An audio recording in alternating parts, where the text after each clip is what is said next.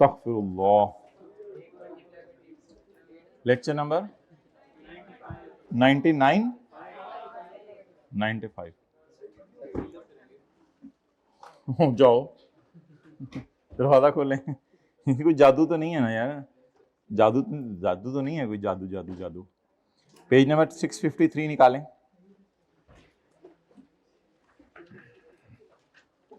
Question number 39A।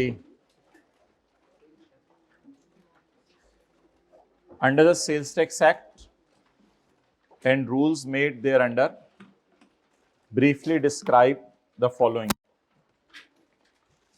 Temporary sales tax registration. अल्लाह आपका भला करे। टेम्पोरेरी सेल्स टैक्स रजिस्ट्रेशन कौन सा चैप्टर है? Kaif 6, Kaif 2, chapter number 20। हाँ, टेम्पोरेरी रजिस्ट्रेशन तो हमने इधर डायग्राम में पढ़ी थी ना। अब ये सारी बातें ही लिखनी है, मतलब राइट्स, रिस्पॉन्सिबिलिटीज, तो सारी बातें ही होंगी। और क्या difference between exempt sale and zero rate sale, provisions relating to excess additional sales tax, excess tax, access,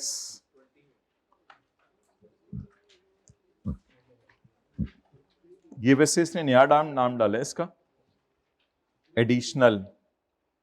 हम तो इसको एक्सेस ही कहते थे, calculation of excess sales tax, section 3B।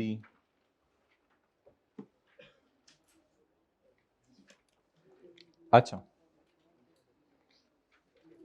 Question 39 का ए किया हमने, बी नहीं किया। 40, under the provisions of sales tax act 1990, sales tax act 1990 के मुताबिक identify the circumstances in which a registered person may be liable for who ceases to carry on business who sales become exempt, और मुसलसल 6 महीने return जमा नहीं करवाई।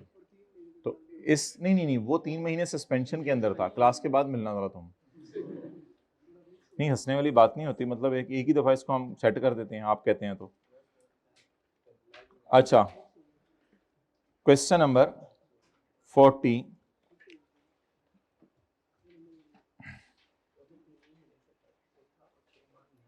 Question number 50 का B. In the light of, hybrid में भी page निकाल लेना।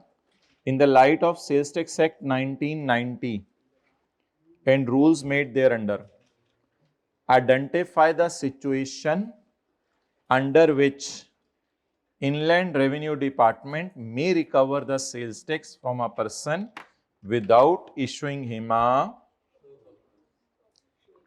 उसको शो कॉज नोटिस इशू किए बगैर उससे सेल्स टैक्स कैसे रिकवर करें? Identify the situation, also state the तरीका फॉर रिकवरी। नोटिस दिए बगैर सेल्स टैक्स कैसे रिकवर करें? ये नहीं, note, identify the situation under which inland revenue may recover sales tax from a, may recover sales tax. Deregistration में उसको D register करते हैं, टैक्स नहीं रिकवर होता, वो तो बाद में वो खुद देता है। May recover sales tax without issuing him on show cause notice, उसको शो कॉज नोटिस दिए बगैर सेल्स टैक्स रिकवर करना है। मैंने आपको कल कहा था सेक्शंस की हेडिंग्स पढ़ के आए, नहीं पढ़ के आए तो कल पढ़ के आइएगा ताकि हम मंडे को इसको डिस्कस कर लें। हमने एक सेक्शन पढ़ा था जिसका नंबर था 11A, short paid amount recoverable without issuing show cause notice. Heading पढ़े सेक्शन की, short paid amount recoverable without notice. अब इधर लफ्ज पढ़ें, may recover sales tax without issuing him, उसे शो कॉज नोटिस दिए बगैर टैक्स रिकवर करने का तरीका बता दो।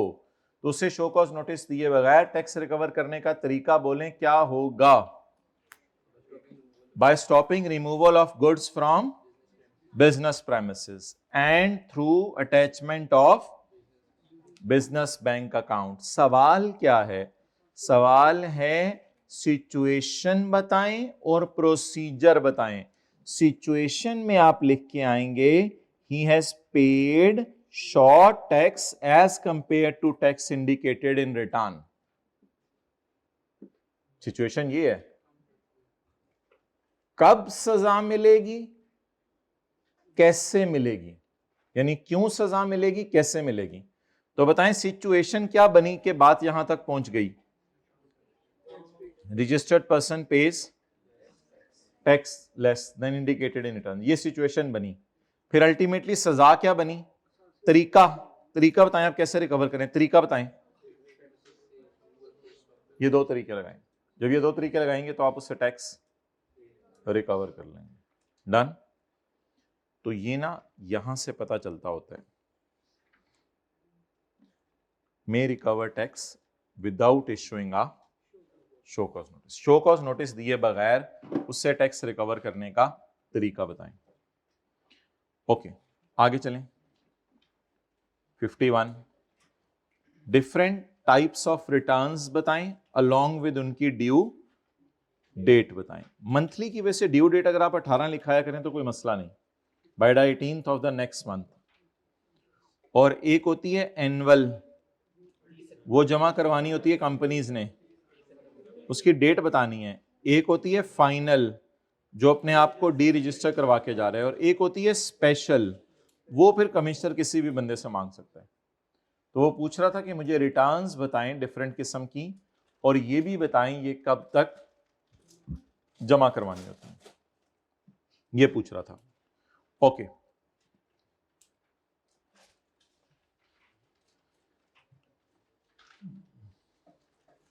बस ठीक है, बुलाओ बच्चों को।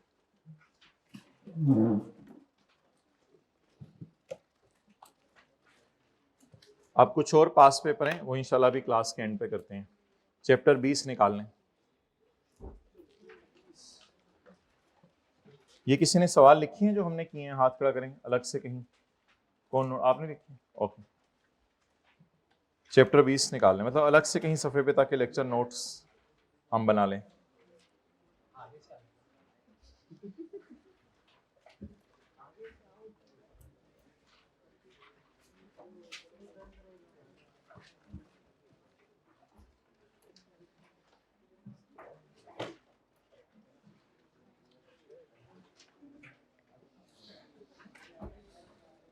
ये पेज निकालें भाई।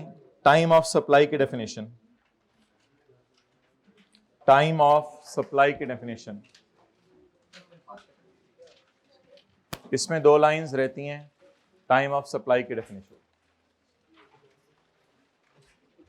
ओके, ये डायग्राम बनाएं। सफ़े पे जगह खाली है, पेज नंबर बताएं। 591। 591 पेज के एंड पे जगह खाली है, ये डायग्राम बनाएं।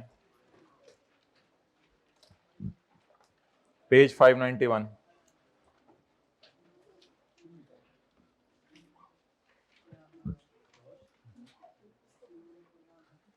ये लेक्चर अपलोड कर देना ताकि जो इनके 10 मिनट लॉस हुए हैं वो गेन हो जाए,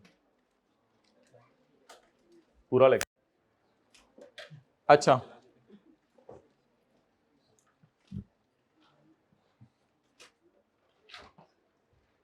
जनवरी में कितने पैसे आए? 50 रुपए। फरवरी में कितने पैसे आए? पूरी पेमेंट हो रही है या पार्ट पेमेंट? एडवांस आने पे टैक्स लगेगा या चीजें डिलीवर होने पे टैक्स लगेगा? पैसे कब आए पहले समझ लें। जनवरी में। पैसे कब आए? फरवरी में। चीजें कब डिलीवर हुई? कितने रुपए वाली? किस साल किस महीने टैक्स लगेगा? जनवरी के न्यूमेरिकल में वर्किंग 3 में जाएगा 50, और फरवरी के न्यूमेरिकल में वर्किंग 3 में जाएगा 60। जैसे जैसे एडवांस आता रहेगा वैसे वैसे जाता रहेगा। पार्ट पेमेंट की बात कर रहे हैं, नोट कर लें।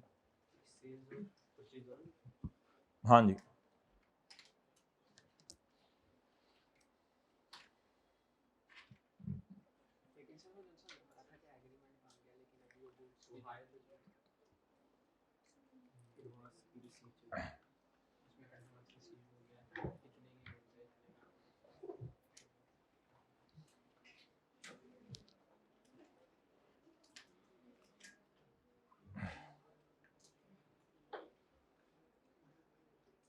भाई पूछ रहे हैं कि एक हायर परचेज एग्रीमेंट पड़ा था, उसमें इंस्टॉलमेंट में पेमेंट थी, उसमें तो डिलीवरी पहले होती थी ना।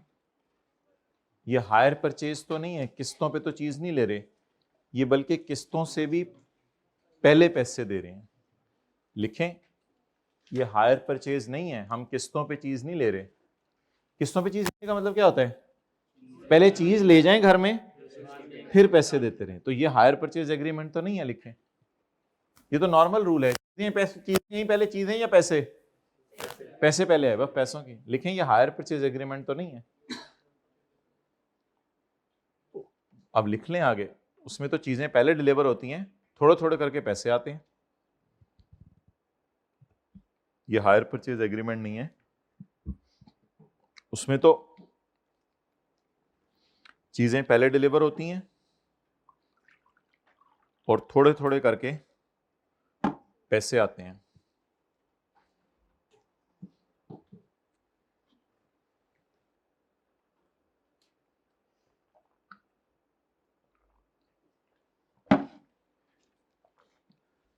पढ़ें, if any part payment is received. If any, कितनी पार्ट पेमेंट आई जनवरी में? फरवरी में पार्ट पेमेंट 60, तो पूरी हो गई। If any part payment is received in a month, it shall be recorded. लिखें, it shall be recorded in the return for that month. In the return for that month, उसी महीने की return में डाल दें बस। इनपुट भी उसी तरह, ये तो सेल है और परचेज भी इसी तरह। Okay, next.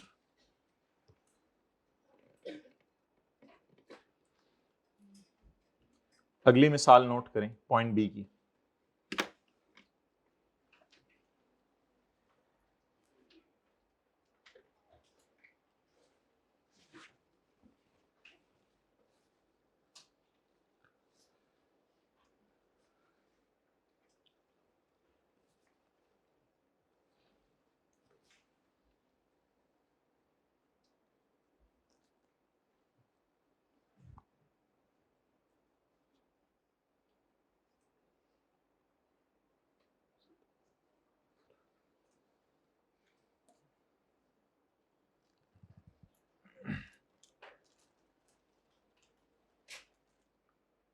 अच्छा भाई, ये भी तो उसी तरह की एग्जांपल है। पैसे कब आए? जनवरी में 50 रुपए। फिर पैसे कब आए? फरवरी में। और चीजें कब डिलीवर हुई? मार्च में। लेकिन ये एक एक्सेप्शन है, एक्सेप्शनल रूल है। वो ये है कि कभी कभी कोई चीजें एग्जेम्प्ट होती हैं, जैसे होली कुरान, लेकिन डिलीवरी के टाइम पे गवर्नमेंट ने टैक्स लगा दिया हुआ था। अब जब पैसे आ रहे थे तब तो हमने जो है होली कुरान पे टैक्स इसलिए नहीं दिया कि वो एग्जेम्प्ट है, लेकिन जनवरी फरवरी में होली कुरान एग्जेम्प्ट था, मार्च में क्या हो गया? अगर जनवरी फरवरी में ही पैसे ले लेते और जनवरी फरवरी में बेच देते फिर तो कोई टेंशन नहीं थी। बताएं ना, फिर तो कोई टेंशन नहीं थी। मसला क्या हुआ इस सवाल में? पैसे कब आ रहे हैं? जनवरी फरवरी में। और डिलीवरी कब हो रही है? ये तो स्यापा हो गया फिर। तो लॉ मेकर ने यहां जुल्म किया, उसने कहा जनरल रूल साइड पे रखो, मुझे बताओ एग्जेम्पशन कब खत्म हुई? हमने कहा एग्जेम्पशन तो मार्च में खत्म हुई। कहते हैं बस टैक्स दो। हालांकि जनरल रूल क्या है? जब पैसे आए, नहीं एग्जेम्प्ट और टैक्सेबल का तो कोई जनरल रूल नहीं है। जनरल रूल क्या है? जब पैसे आए या जब चीजें डिलीवर हो, ये जनरल रूल है। उसकी एक्सेप्शन बताएं। अगर पैसे आते हुए चीजें एग्जेम्प्ट थी लेकिन डिलीवरी के टाइम पे, तो क्या करें? डन। तो अब किस पीरियड में टैक्स लगाएं? अर्लियर ये जब एग्जेम्पशन विड्रॉ हुई इन रिस्पेक्ट ऑफ, बोले बोले, in respect of exempt supply. पहले तो ये सप्लाई क्या थी? It shall be recorded in the return of the month during which exemption is withdrawn. इस पे टैक्स कब लगाने? जब एग्जेम्पशन क्या हो जाए? विड्रॉ हो जाए, इस पे तब टैक्स लगाना है। बस खत्म हो गई ये दो बातें। तो इस पे टैक्स कब लगाना है? बोले जब एग्जेम्पशन विड्रॉ हो जाए। तो बोले इन, हाँ, परचेज सेल दोनों में। तो जब ये चीजें बेची थी तो क्या थी? सॉरी, जब पैसे आए थे तो क्या थी? लेकिन जब बेचने लगे तो टैक्स कब लगाएं? हर जगह रूल होता है पैसे या गुड्स अर्लियर। हर जगह रूल होता है पैसे या गुड्स। यहां ये रूल नहीं है, यहां है जब एग्जेम्पशन विड्रॉ। एग्जेम्पशन बताएं कब विड्रॉ हुई? मार्च में। तो दैट्स वाई इसको क्या करें?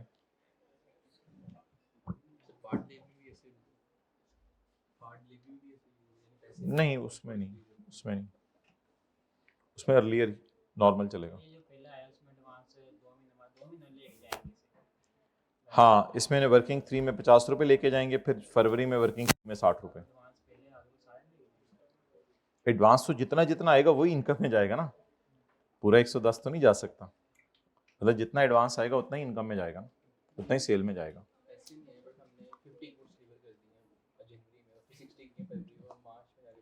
नहीं, वो तो सिंपल रूल लगाए ना, उस पर तो रूल ही सिंपल लगाए।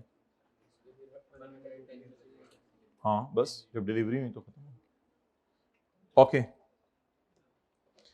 चलें, अब जो हजरात लेट आए हैं इसको ऑनलाइन ले लीजिएगा। अब आप हजरात लॉसेस के चैप्टर में आ जाएं। जी हाँ, वो एंड पे मुझे याद कराएं जब सेल्स टैक्स लॉसेस के चैप्टर में आए।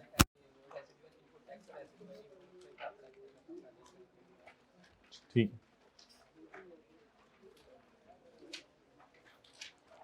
लॉसेस का चैप्टर किधर है? चैप्टर नंबर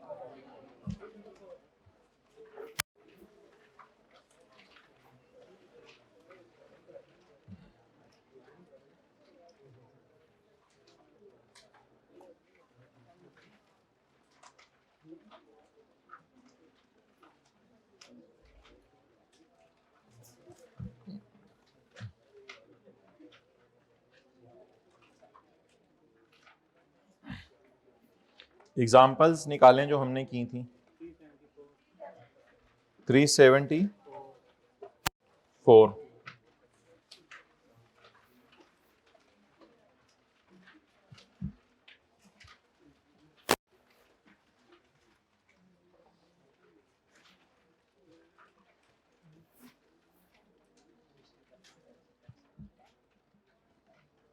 एग्जाम्पल 9 से शुरू करें। एग्जाम्पल 9।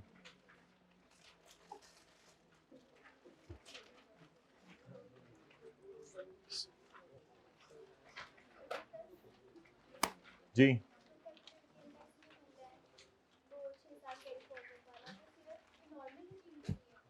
सेपरेट ब्लॉक के अलग पढ़ेंगे हम। एग्जाम्पल 9।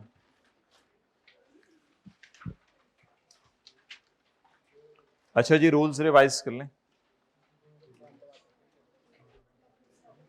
रूल 1, 3 और 4 हमने पढ़ा हुआ है। सैलरी के प्रॉफिट में से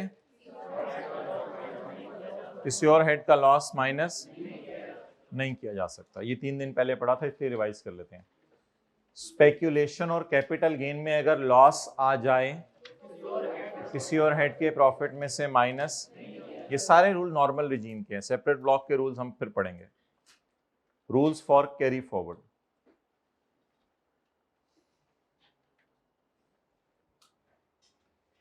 इसमें प्रॉफिट आ जाए तो कोई लॉस उसमें से माइनस नहीं करना। इसमें और इसमें लॉस आ जाए तो किसी भी प्रॉफिट में से माइनस नहीं करना। ये तीनों लॉसेस अगर इस साल माइनस ना हो सकें तो अगले 6 साल तक कैरी फॉरवर्ड हो जाएंगे। प्रॉफिट के साथ आपने लिखना है बस, और लिखना है, पढ़ना है रूल 1, और लॉस के साथ हमेशा लिखना है सवारी, और पढ़ना है रूल 3। फिर जो माइनस नहीं हो सकेंगे उनके साथ आपने पढ़ना है रूल 4।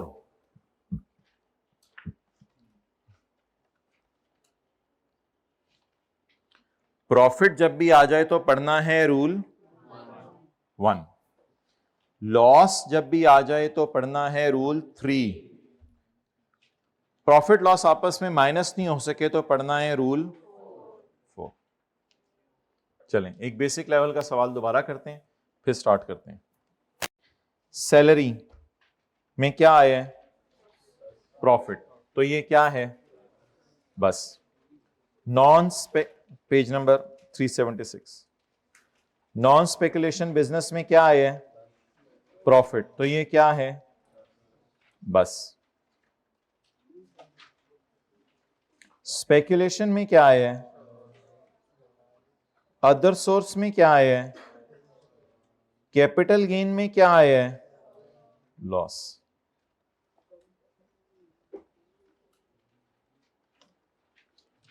सैलरी के प्रॉफिट में से किसी और हेड का लॉस माइनस, तो ये हो गई। तो ऑब्वियसली फिर ये हो गई अच्छी। बस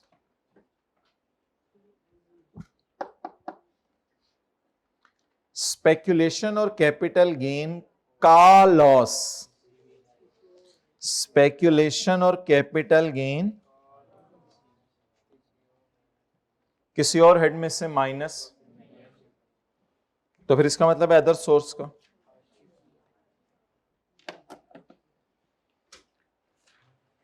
अब आप कुछ भी ना करें, पहले 70 को लिखाएं फिर पढ़ना शुरू करते हैं चीजें।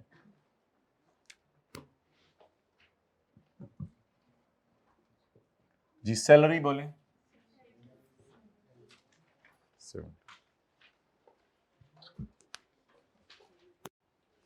नेक्स्ट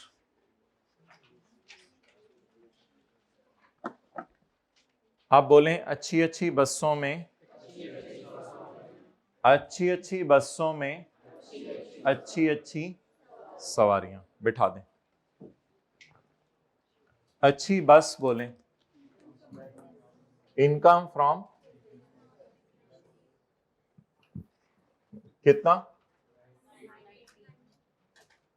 लेस इनकम फ्रॉम, जवाब 40।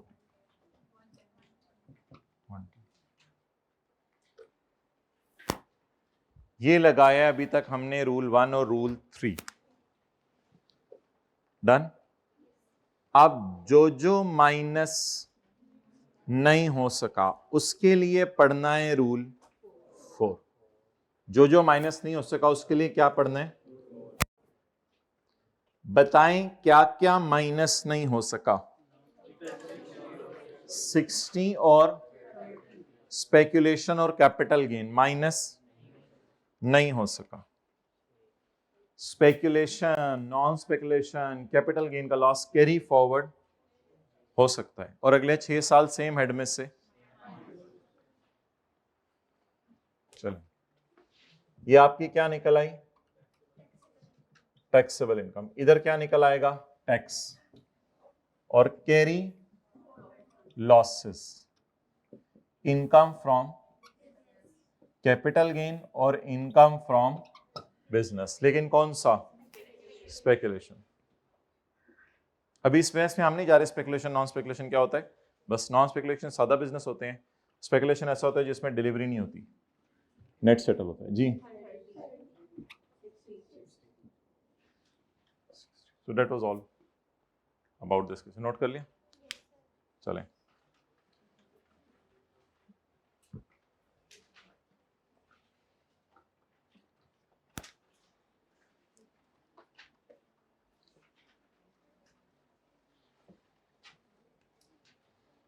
एक सवाल खुद करें प्रैक्टिस के लिए।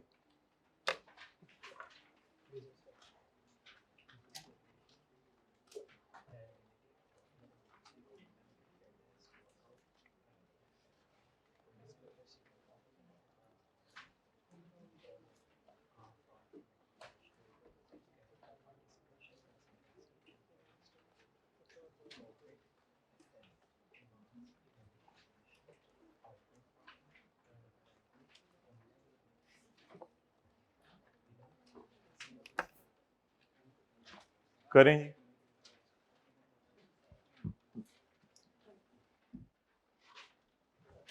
जी।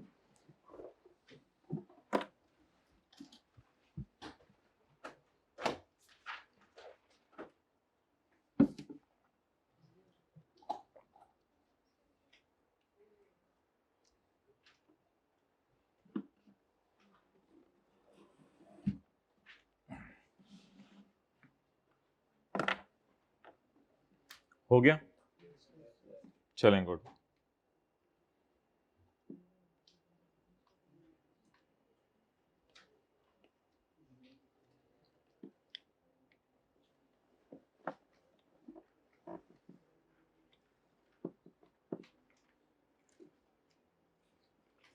सैलरी के लिए और अदर सोर्स के लिए अभी ना देखें किसमें, अभी सिर्फ बताएं कि बसें कितनी हैं, 2, और सवारियां 2।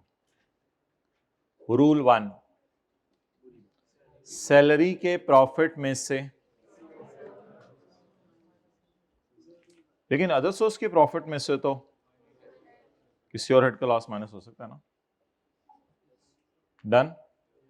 आगे, नॉन स्पेक्यूलेशन, स्पेक्यूलेशन का लॉस किसी और हेड में से माइनस नहीं हो सकता,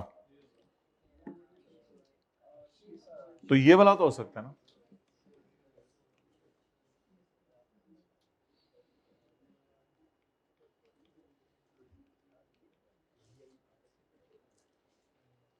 अब अच्छी बस बुलाएं,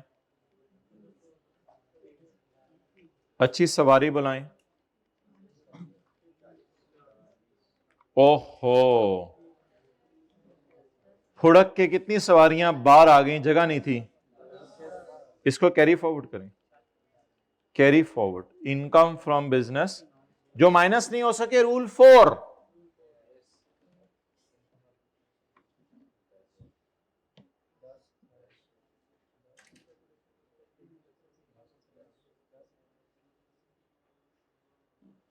इनको कहीं जल्दी नोट करें, व्हाइट बोर्ड वाला जल्दी नोट करें, व्हाइट बोर्ड वाला, फिर इधर आए।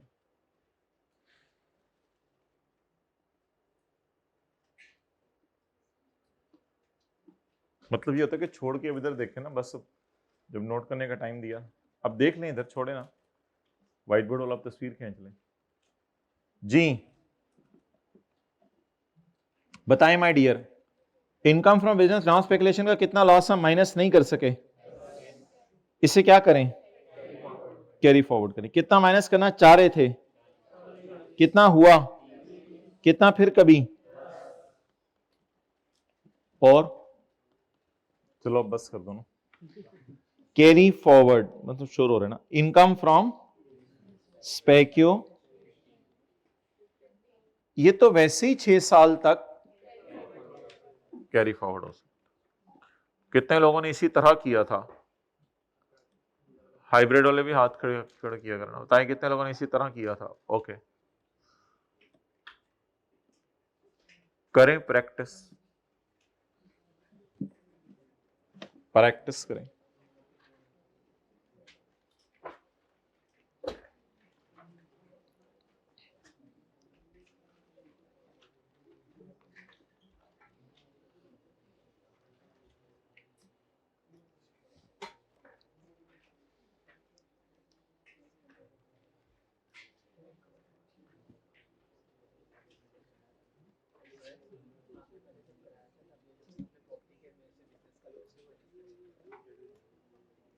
प्रॉपर्टी का कौन सा सवाल मैंने कराया, प्रॉपर्टी कहां डाला है मैंने, अच्छा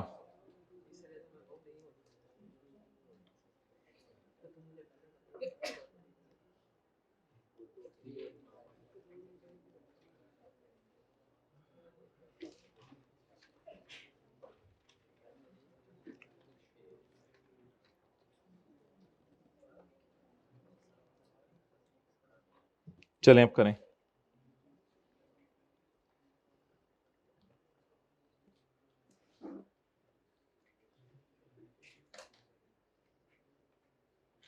ओ भाई ऐसे घूर के ना देखें सवाल को, पॉजिटिव के साथ बस लिखें, नेगेटिव के साथ सवारी लिखें, खत्म किया करें बात।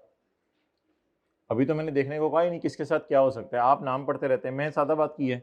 पॉजिटिव के साथ क्या लिखें, बस नेगेटिव के साथ नाम ना पढ़ें। अब रूल 1 पढ़ें, बताएं सैलरी के प्रॉफिट में से किसी और हेड का लॉस माइनस बाकी बचे। अच्छा याद रखिएगा, स्पेकुलेशन बीइंग अ सवारी बुरी है, बीइंग अ बस तो बुरी नहीं है। अच्छा, अदर सोर्स रूल 2 पढ़ें, 3 रूल 3 बताएं आप। अच्छी सवारी, डन। कौन सी सवारियां बुरी हैं, स्पेकुलेशन और होंठ हिलाएं, कौन सी सवारियां बुरी हैं, स्पेकुलेशन और कैपिटल गेन। तो अदर सोर्स ऐसे ही पढ़ाया था उस दिन, चलें करें सॉल्व।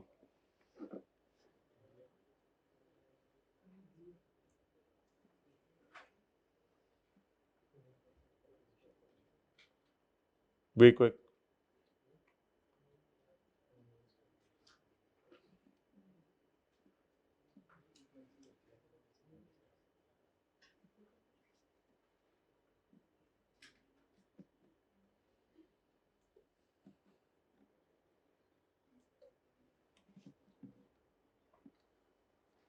जी सैलरी को क्या करें, बाहर ले जाएं, ठीक है। चलें आगे,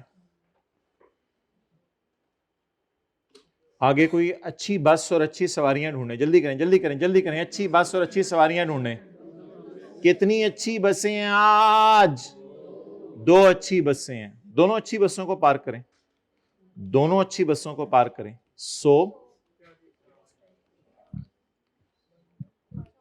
दोनों अच्छी बसों को पार करें, टोटल सवारी बुलाएं, कितना, जवाब। कितने लोगों ने इसी तरह सॉल्व किया था, हाथ खड़ा करें, जवाब ले 155।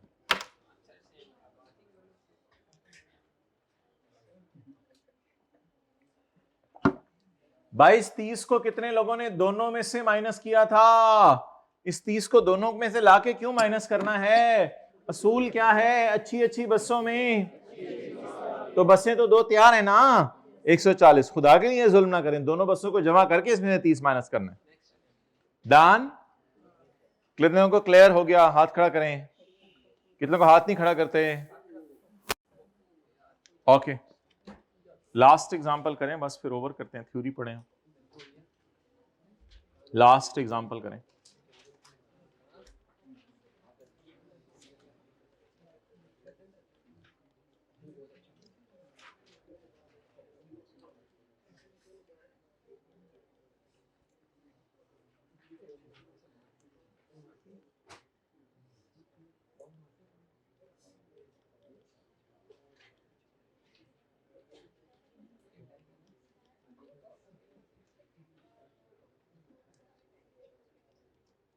चलें,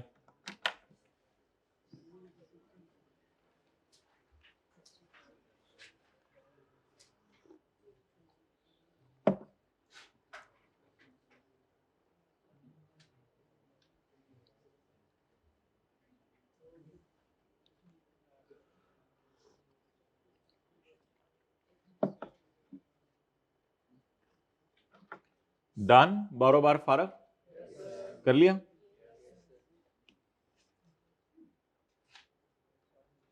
बताएं क्या है, सैलरी, पॉजिटिव के साथ क्या लिखना होता है,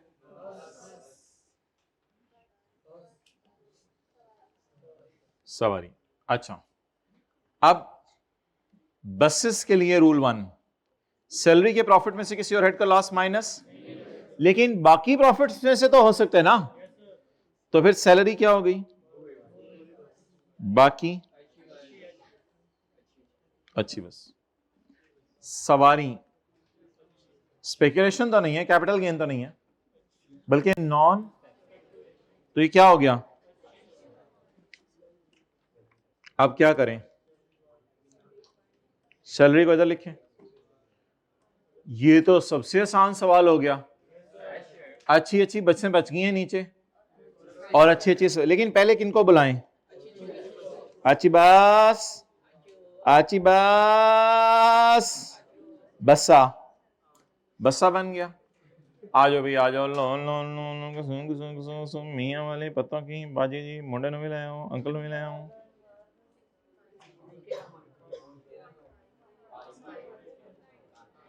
ये कितने लोगों का सही था? कितने लोगों ने हाथ नहीं खड़ा किया पूरी क्लास में? एक दो, अब तो खड़ा कर दिया ना हाथ।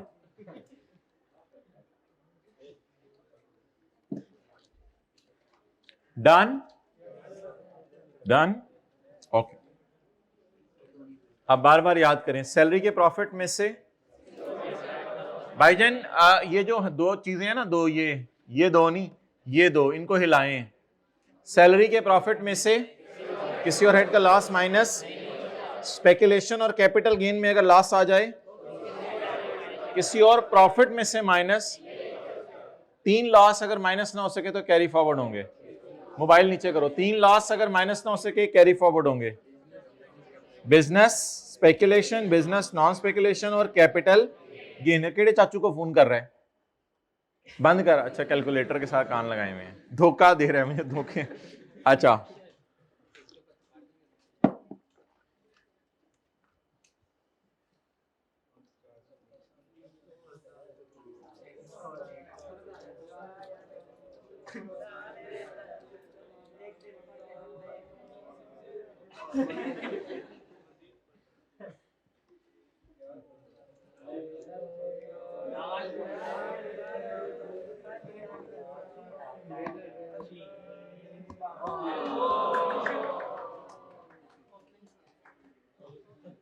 प्रॉपर्टी के बिजनेस नॉन स्पेकुलेशन है ना, प्रॉपर्टी के प्रॉफिट में से पिक्चर, प्रॉपर्टी के प्रॉफिट में से बिजनेस का लॉस माइनस नहीं हो सकता। ये पेज नंबर तो वो है ना, 344। प्रॉपर्टी के प्रॉफिट में से बिजनेस का लॉस माइनस नहीं हो सकता। ओके, इसको कैसे याद कर लें? मतलब ये एक अजीब सा रूल आ गया ना आज, एक अजीब सा रूल आ गया। हमारे बेसिक रूल तो वही हैं असल में। एक बस बुरी है रूल 1 में, और पॉइंट 3 में दो बस इतनी बुरी है किसी को नहीं बिठाएगी, सवारियां इतनी बुरी हैं किसी में नहीं बैठेंगी। लेकिन ये एक अजीब रूल है, ये पिछले साल गवर्नमेंट ने डाले, अल्लाह इसका भला करे, ये एक अजीब रूल इसने डाल दिया है। ये सिर्फ दो के बारे में आपस में रूल है, और वाइस वर्सा नहीं है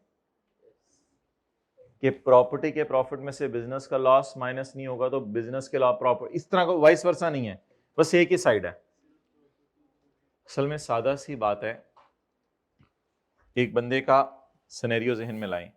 एक बंदा है, उसने 5-6 प्रॉपर्टीज किराए पे दी हुई है, उससे जो प्रॉपर्टीज से किराया आ रहा है 4-5 करोड़, उसकी जो दुकान है, दुकान उस पे आ गया, तो गवर्नमेंट चाह रही है कि जो प्रॉपर्टीज से किराया आ रहा है उसमें से दुकानों का लॉस माइनस करने की इजाजत। अब इस तरह एक पिक्चर बना के जहन में रख लें, एक बंदे के पास 5-6 प्रॉपर्टीज हैं, उनसे क्या आ रहा है? किराया, प्रॉफिट आ गया उनसे। उस प्रॉफिट में से मेरे बिजनेस में आधा करोड़ लॉस आ गया, 2 करोड़ उधर से प्रॉफिट आया, बिजनेस में आधा करोड़ लॉस आ गया। क्या ये बिजनेस का लॉस माइनस कर सकता हूं? नहीं। लेकिन कोई इतनी खतरनाक बात नहीं है, बिजनेस का लॉस बाकी हेड में से माइनस कर ले, नहीं हो सका तो वो ठीक है। अब इसकी प्रैक्टिस करेंगे। ये पता कैसे कब चला करेगा? ये पता ऐसे चला करेगा कि आपको जो न्यूमेरिकल आएगा ना उसमें प्रॉपर्टी का प्रॉफिट आ रहा होगा, बस यहां से पता चला करेगा प्रॉपर्टी का, तो फौरन आपने नीचे नजर मारनी है कि बिजनेस का लॉस तो नहीं पड़ा हुआ। बस इस तरह इंशाल्लाह इसकी प्रैक्टिस करेंगे, और इससे ज्यादा नहीं, और इससे ज्यादा नहीं। यूपी की तो कोई बात नहीं हो रही यहाँ पे। तो एक बंदा क्या कमा रहा है, इनकम फ्रॉम प्रॉपर्टी, उसने घर किराए पे दिए हुए, और दूसरी तरफ एक बंदा इंडिविजुअल क्या कमा रहा है, income from property, income from property, income from property, उसमें से प्रॉफिट्स आ रहे हैं, उसमें से इसने क्या लॉस करने, इसमें क्या माइनस करने, बिजनेस का लॉस। तो बिजनेस का लॉस माइनस नहीं हो सकता, ठीक है। इसकी एग्जांपल इधर ही नोट करें, सफे के टॉप पर, सफे के टॉप पर, सफे के टॉप पर नोट करेंगे या 7 सफा खाली पड़ा है, ठीक है। तो लिखिए रूल 2 की एग्जांपल,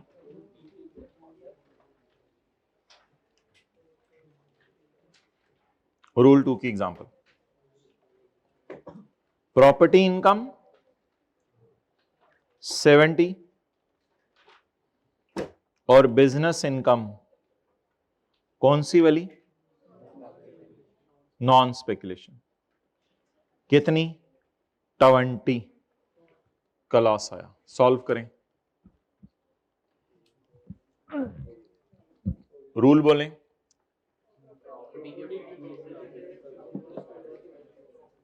पहले लिखें उर्दू में, आंसर लिखने से पहले उर्दू में लिखें। प्रॉपर्टी के प्रॉफिट में से बिजनेस का लॉस माइनस, हमें खटका कब लगेगा ये रूल आया, जब प्रॉपर्टी में प्रॉफिट आया करेगा और बिजनेस में। अब क्या करें, 70 और टोटल, लेकिन फिर क्या करें, कैरी फॉरवर्ड तो होता ही है ना, टिल 6 years, कितना 20।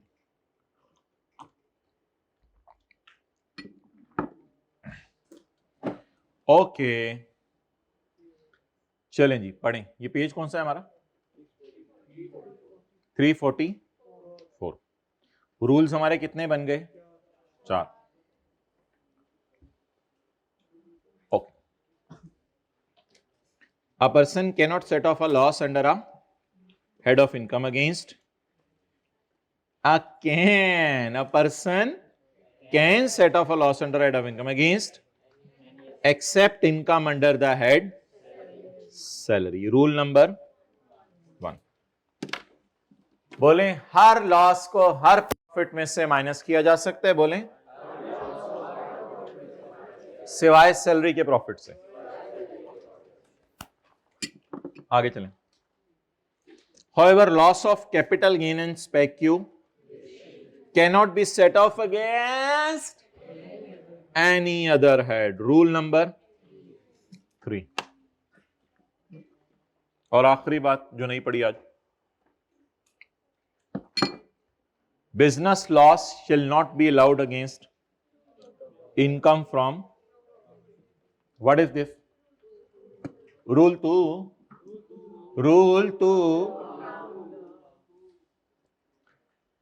a loss under a head of income which is not set off cannot be carried forward to next year, however the loss under the following heads can be carried forward। कितने loss carry forward हो सकते हैं, 3। कौन कौन से, business speculation, business non speculation, capital gain, done. Salary में तो loss आता ही नहीं है ना, सैलरी में खर्चे ही अलाउड नहीं है। अ loss under any head of income which is not set of can not be carried forward. Losses carry forward नहीं होते सिवाय तुम, सिवाय तुम, ये 3 losses carry forward. Rule number 1, salary के प्रॉफिट में से किसी और हेड का लॉस माइनस नहीं होगा, किसी भी हेड का। रूल नंबर 3, स्पेकुलेशन और कैपिटल गेन में लॉस आ जाए किसी भी प्रॉफिट में से माइनस। रूल नंबर 2, प्रॉपर्टीज एक बंदे की हैं उनमें से बिजनेस का लॉस माइनस।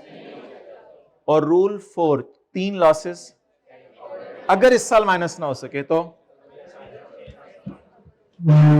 अच्छा, अब ये बात मैंने रूल 1 2 3 4 मैंने लिखी, ये है सेक्शन 56 का 3, सेक्शन 56 का कौन सा पॉइंट 3, ये आप लोगों ने नहीं पढ़ना, आप लोगों ने ये मुझे सॉल्व करवाना है। कैपिटल गेन है मेरा 90, अदर सोर्स है 30 और बिजनेस है, अदर सोर्स है 70 और बिजनेस है 80। चलें जी, आप बताएं ये कौन सी बसें हैं, प्रॉपर्टी नहीं डाला मैंने बीच में, ये कौन सी बसें हैं? अच्छी बस, क्योंकि सैलरी नहीं है ना, और सवारियां भी कौन सी हैं, तो लिखें बस भी अच्छी, सवारी भी,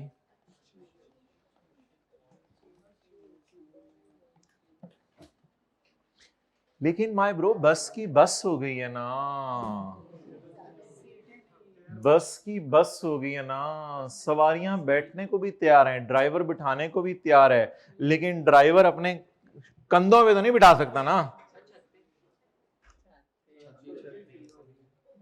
इलॉजिकल बातें ना करें, बताएं जी क्या करें, देख ले किसी एक को बिठा दें पहले, अब जिसका प्रोग्राम है बिठा दें किसको,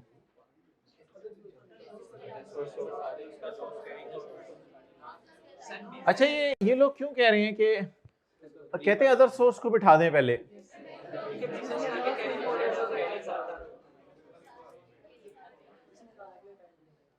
मुझे बैठ लेने दो, मेरा भाई नहीं आता, तुम्हारा भाई तो अगले 6 साल में आएगा, तुम्हें ले जाएगा, तुम्हारा भाई तो आके तुम्हें ले जाएगा। अब जरा देखें, बस बिठाने के लिए तैयार है सवारियों को, और सवारियां अपनी जात में बैठने के लिए भी तैयार हैं, लेकिन अब सवारियों में धींगा मुश्ती हो गई, सवारियों के अंदर फाइट शुरू हो गई, मैं बैठा पहले, तो चल मैं बैठा पहले। अब ये ना ये किसको साइड पे लेके गया, पुत्र तू लेट जा, साल के लिए नींद की गोली लेके, अगले साल तेरा भाई आएगा तुझे ले जाएगा, क्योंकि अगर पहले माइनस कर दिया तुझे तो फिर जवाब बचेगा 10, 10 कहते हैं जिसे अंग्रेज, 10 में से मैं माइनस होऊंगा 70, तो मेरा 60 मार जाना है, क्योंकि उसको कैरी फॉरवर्ड। तो बताएं अगर 2 सवारियां बैठने को तैयार हो तो कौन सी सवारी पहले बिठाया करेंगे, जिसका भाई फ्यूचर में आ जाना है, ये तो लॉजिकल सी बात है ना। तो ये एक कॉन्सेप्ट है प्रायोरिटी का, प्रायोरिटी, ये सारी प्रायोरिटीज की बातें होती हैं। इनकम फ्रॉम लेस, सर ये ऊपर था आपने इसलिए ऊपर ही माइनस कर दिया ना, नहीं इस सवाल में नीचे भी होता था, मैं यही माइनस करता। मरण वाले आ जाओ, मरण वाले आ जाओ, मरण वाले आ जाओ, मरण वाले आएंगे ना पहले, जिन्होंने 6 साल तक जिनके भाई आने वो तुसी वो भाई तेरा भाई आएगा, चल इसको छोटे छोटे मार के बाहर निकालें, अस्तगफिरुल्लाह, आजो आजो आजो आजो आजो आजो आजो, पता चले अगले साल छोटा भाई आया है तो थोड़े होते तो आजो ना। लेस, यार जब से ये बोतलें आई हैं ना, हमारे जमाने में सही प्लास्टिक की बोतलें होती थी, 15 मिनट में पानी उसमें गर्म, अच्छा शॉपर ही थी अच्छा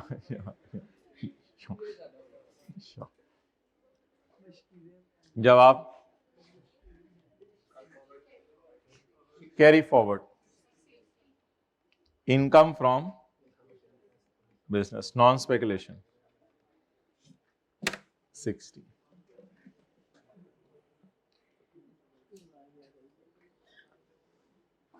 इतने पुराने जमाने के हैं नहीं वैसे हम, चलें। उस दिन 2 मोटरसाइकिल वालों में लड़ाई हो रही थी, मैंने उधर ही गाड़ी रोकी, मैं उतरा नीचे, दूसरा बंदा एक पठान भाई थे, कभी कभी जज्बाती हो जाते हैं लेकिन कुछ तो बड़े कूल माइंडेड होते हैं, मैं उतरा तो मुझे कहता है कि आपको देख के छोड़ा हूं, वरना पठानों के यहाँ माफी नहीं है। तो मैंने कहा नहीं, ये बात छोड़, माफी तो सबके यहाँ है, तो इसलिए कोई ऐसी बात नहीं होती। माफ पठान भी करते हैं, पंजाबी भी करते हैं, नहीं करे तो पंजाबी भी माफ नहीं करते। ओके, हो गया।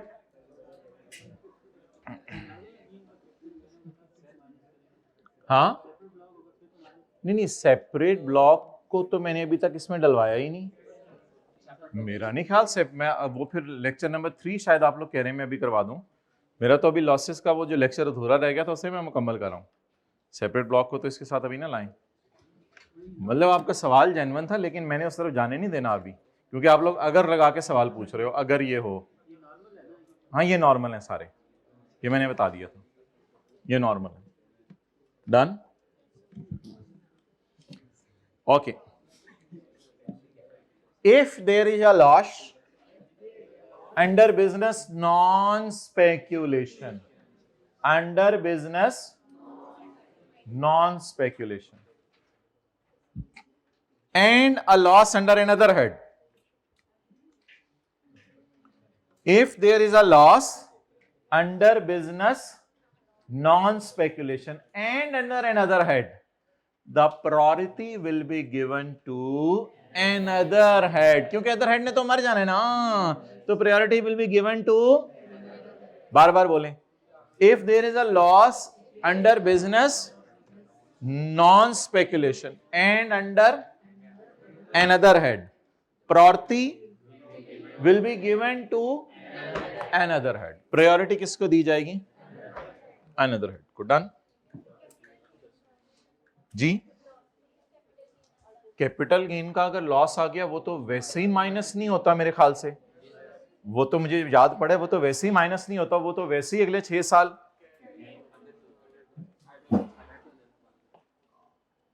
डन। तो अगर कभी बोलें क्या होगा, बिजनेस नॉन स्पेकुलेशन में भी लॉस होगा और किसी, तो किसको प्रायोरिटी देंगे? Other head.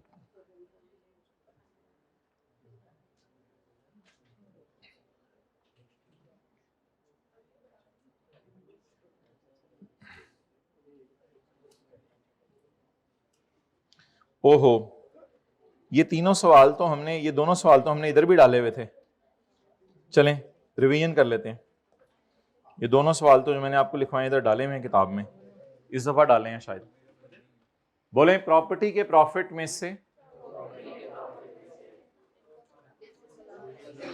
ये वाला सिनेरियो सिर्फ कब आया करेगा रूल 2? जब प्रॉपर्टी में प्रॉफिट और बिजनेस में लॉस। ये तो नहीं हो सकता था ना। आगे चलें, ये सॉल्व कर किया हमने सेक्शन नंबर 53। रिवीजन कर लें, मैं उसी सफे पे हूं।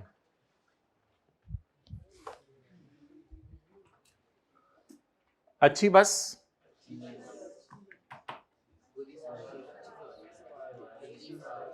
अच्छी,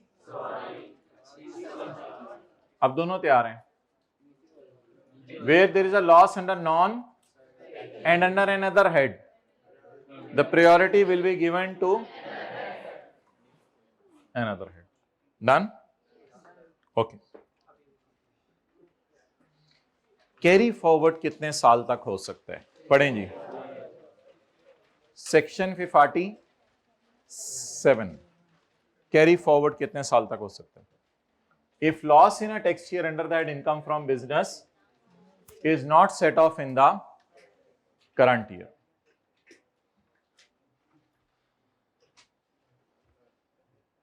if loss in a tax year under the head business is not set off in the, then unadjusted loss shall be against future business income up to next following the year in which, 6 साल कौन से होंगे? अगले 6। तो लिखें 2008 का loss, 9, 10, 11, 12, 13, 14 तक carry forward हो सकता है। 2008 का लॉस 14 तक कैरी फॉरवर्ड हो सकता है। ये ड्रैग तो ना करें कैलकुलेटर को, उसमें निशान पड़ेंगे। अच्छा, टू बी, मैं भी, हम भी। The loss of a resident company engaged, अगर किसी कंपनी की इंगेजमेंट हो गई है होटल बिजनेस में, तो ये लॉस कितने साल तक कैरी फॉरवर्ड कर सकती है? हो सकते हैं होटलों को लॉस आ रहे हो, होटलों ने जाके एफबीआर के पांव पकड़े हो, तो गवर्नमेंट ने कहा होगा जा तेरे लिए 6 को 7 किया, उन्होंने कहा नहीं थोड़ा सा एक और कर दो, जा 8 किया। बात तो पूरी सुन लिया करें। लेकिन ये रूल वैसे जुलाई 2020 में आया था, उससे पहले वाले होटल्स को ये बेनिफिट नहीं है। Where a loss on or after जकम जनवरी 17, इसको तो ब्रैकेट में लेना, ऑन आफ्टर जकम January 17 is situated by PIA. आओ पीआईए वाले भी फिर गए, पीआईए वाले ने कहा ਅਸੀਂ भी फारग होए दें, लॉसेस थे लॉसेस, लॉसेस थे लॉसेस, जहाज उड़ रहे ने सवारियां बैठनियां नहीं। उन्होंने कहा the loss will be carried forward for a period of 10 years. अच्छा अब तो पीआईए बेहतर हो गया, आगे चलें जी। पॉइंट 2 सी डिलीट करवा दें। पॉइंट 4 कभी सिलेबस ना खत्म होने दें। Point 4 the loss of earliest year salary set of first का मतलब बताएं। 5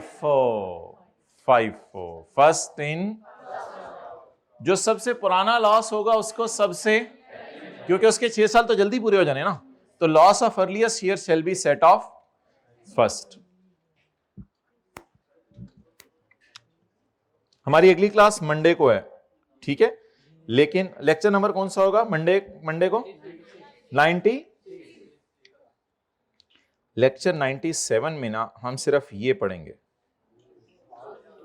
लेक्चर 97 में हम सिर्फ ये 3-4 लाइनें पढ़ेंगे और इनके न्यूमेरिकल करेंगे, ठीक है। आगे आए, सेक्शन 48। और कौन से लॉसेस हैं जो 6 साल कैरी फॉरवर्ड होने हैं? माय ब्रो बताएं ना, और कौन से लॉसेस हैं जो 6 साल कैरी फॉरवर्ड होने हैं? स्पेक्यूलेशन और कैपिटल लॉस, ये हम अभी पढ़ लेते हैं और फिर रह जाएंगे हमारे फॉरेन लॉसेस। ये हम कब पढ़ेंगे? लेक्चर नंबर नहीं, कल कौन सा, मंडे को कौन सा लेक्चर है हमारा? 96। ये लेक्चर 96 में, कोई लिखने की जरूरत नहीं, इसमें क्या। तो ये जी लॉसेस के चैप्टर की थ्योरी थी। लॉसेस के चैप्टर की थ्योरी तो और है ही कोई नहीं, ये आज पढ़ लें ताकि बस खत्म हो जाए लॉसेस के चैप्टर की थ्योरी। इधर आए, ये साथ साथ याद कर लेंगे, कहना है यदि टेंशन ना लो। आप बता दें कितने लॉसेस कैरी फॉरवर्ड होने हैं? 3। कितने लॉसेस कैरी फॉरवर्ड होने हैं? आहिस्ता भी बोलने से 3 ही होने हैं। लॉस, ये वाला पहले पढ़ लें 59। Loss under the head capital for the shall not be set off against, ये तो वो हम पढ़ के आए ना कि इस साल तो किसी में से माइनस नहीं होना ना, ये तो ऊपर हम पढ़ के आए, ये तो डुप्लीकेशन होगी। Loss under capital, chop loss under head capital gain for current year shall not be set off against any other head in current year. ये तो हम पढ़ के आए हैं, ये बात इस तरह ब्रैकेट में डाल के, ये तो हम रूल नंबर 3 में पढ़ के आए हैं ना, ये तो पता नहीं क्यों डुप्लीकेशन कर रहा है, पागल ही है। ऊपर हेडिंग कैरी फॉरवर्ड की दी हुई है और बात करंट ईयर की बता रहा है। लिखें, ये बात रेपिटेशन है, यानी यहां लिखें इन करंट ईयर और ब्रैकेट यहां से यहां लगा के लिखें rule 3।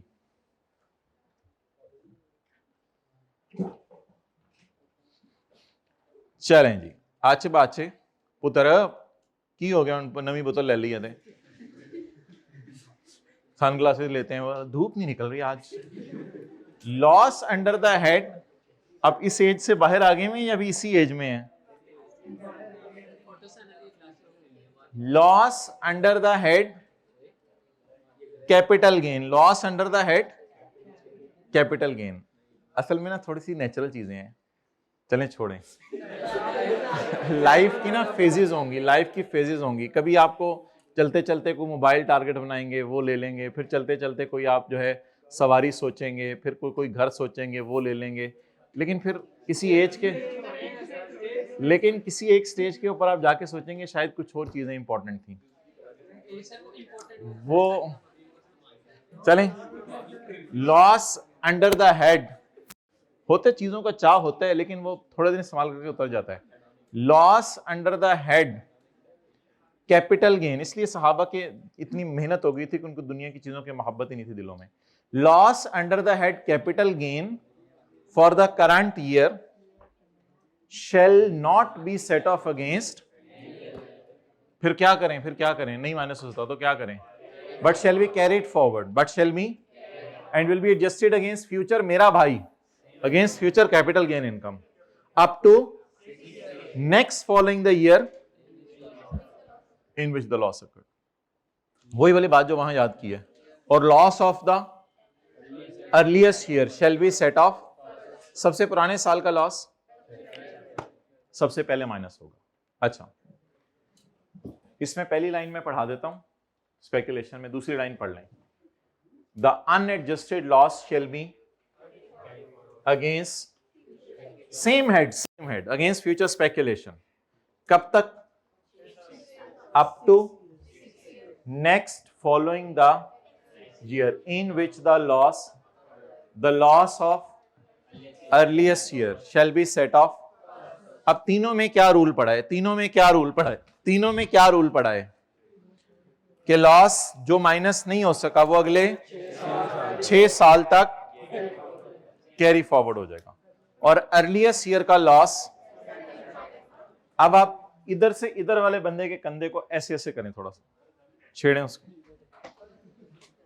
Okay, extending your large arm.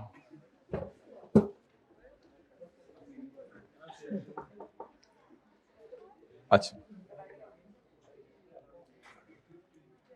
लेकिन माय ब्रो एक चीज की इजाजत है स्पेकुलेशन में, एक चीज की इजाजत है। Income from business speculation Karachi में की और income from business speculation Lahore में की, तो इनको तो नेट ऑफ करने की इजाजत है, इनको तो नेट ऑफ करने की, लेकिन ये फिर किसी और हेड में से माइनस नहीं हो सकते। सही है। अच्छा, ये मैंने आपके सामने क्वेश्चन रखा है। ऐसे क्वेश्चन में ना पहले आप स्टेप 1 कीजिएगा, बेहतर है वर्किंग में। इसको डेटे को सिंप्लीफाई करें। Income from +10 minus is equal to 2 का लॉस। अब मेरे ख्याल से स्टेप 2 करें और वर्किंग की बजाय सवाल का फेस बनाएं। बताएं, अगर स्पेक्यूलेशन बिजनेस इस साल मैंने 2 शहरों में किए तो क्या इन दोनों को आपस में, ये तो इजाजत है ना, मतलब स्पेक्यूलेशन को करंट ईयर में किसी और के अगेंस्ट माइनस नहीं करना, करंट ईयर में किसी, लेकिन स्पेकुलेशन तो खेल सकते हैं ना, स्पेकुलेशन तो ये तो बल्कि हर हेड में ही खेल सकते हैं। अदर सोर्स भी खेल सकते हैं, प्रॉपर्टी भी खेल सकते हैं, सैलरी भी जमा कर सकते हैं, अदर सोर्स भी खेल सकते हैं। ये तो हर हेड में ही कर सकते हैं। ये तो डाटा सिंप्लीफाई हो रहा है bro, you try to understand what I am saying. ये तो सिंप्लीफाई हो रहा है ना डेटा, सिंपली। अब सवाल सॉल्व करें, क्या आ गया 2 का। अब बोलें किसमें से क्या माइनस नहीं हो सकता। ये बुरी बस से, बुरी सवारी है तो उसमें से तो बैठ नहीं सकती। डन। तो बोलें अगर एक ईयर में 2 जगह स्पेकुलेशन करें, उनको आपस में नेट कर सकते हैं, लेकिन उनको किसी, अब आगे क्या करेंगे बताएं।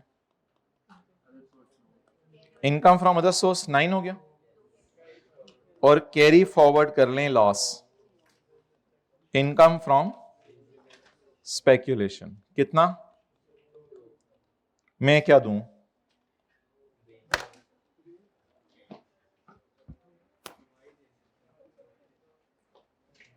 ये वतन तुम्हारा है।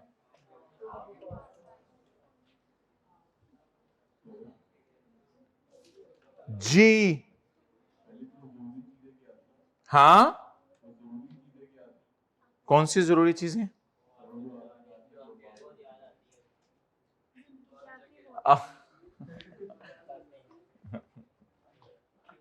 मतलब वो इंसान को फिर ख्याल आता है कि मैंने तो शुरू से ही आखिरत की तैयारी करनी थी, जिस जहां हमेशा रहना है, तो शायद इसी की तैयारी में इतना मगन हो गया था।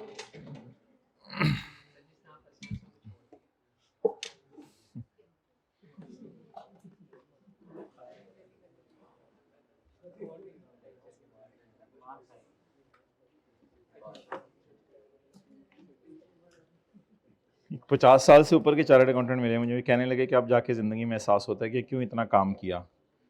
कभी इधर जॉब कर रहे थे जाके, कभी उधर, कभी रातों को घर आते थे, कभी ये करते थे, कभी वो करते थे।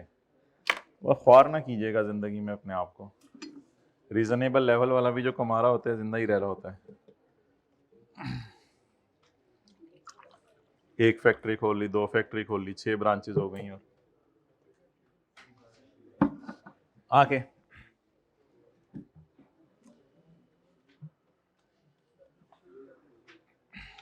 अच्छा जी, डन।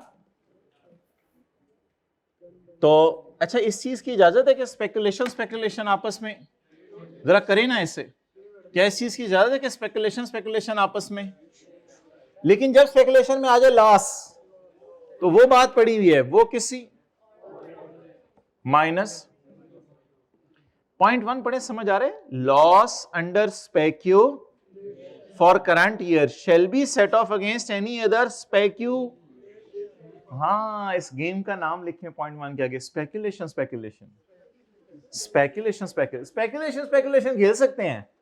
लेकिन अगर स्पेकुलेशन में लॉस आ जाए ओवरऑल किसी और हेड में से माइनस, कितने लोगों को .1 समझ आ गया? स्पेकुलेशन का लॉस और स्पेकुलेशन का प्रॉफिट आपस में माइनस नहीं हो सकता। लो जी, पूरी रात रोंदे रहे, सवेरे उठ के बड़े मरिया कौन सी? Who passed away last night for which you people were crying so terribly?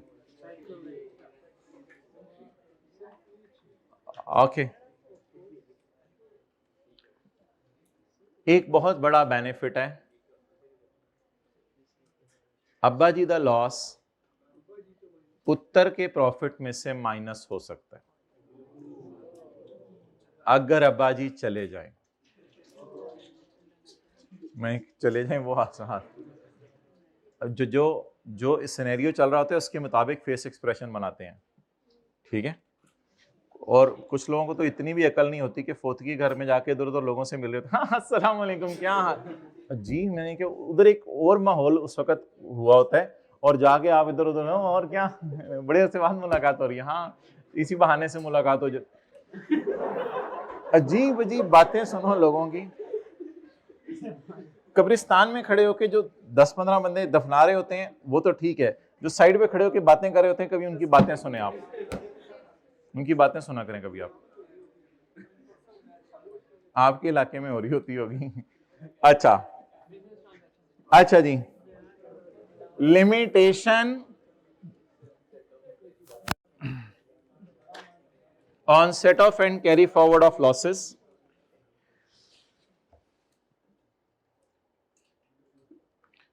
अगले सफे पे, अब्बा जी sustained the loss and passed away. अब्बा जी sustained and passed away and business was transfer to Suraj in 2011। ऐसे जाहिल जाहिल बच्चे आ गए हैं आजकल, वो कह रहे होते हैं अब्बा जी पता नहीं अभी तक मेरे नाम प्रॉपर्टी क्यों नहीं ट्रांसफर करा रहे। भाई वो अब्बा जी को जब फोत होंगे तभी आपके नाम हो गया, पता नहीं आप क्या चाहते हो अब।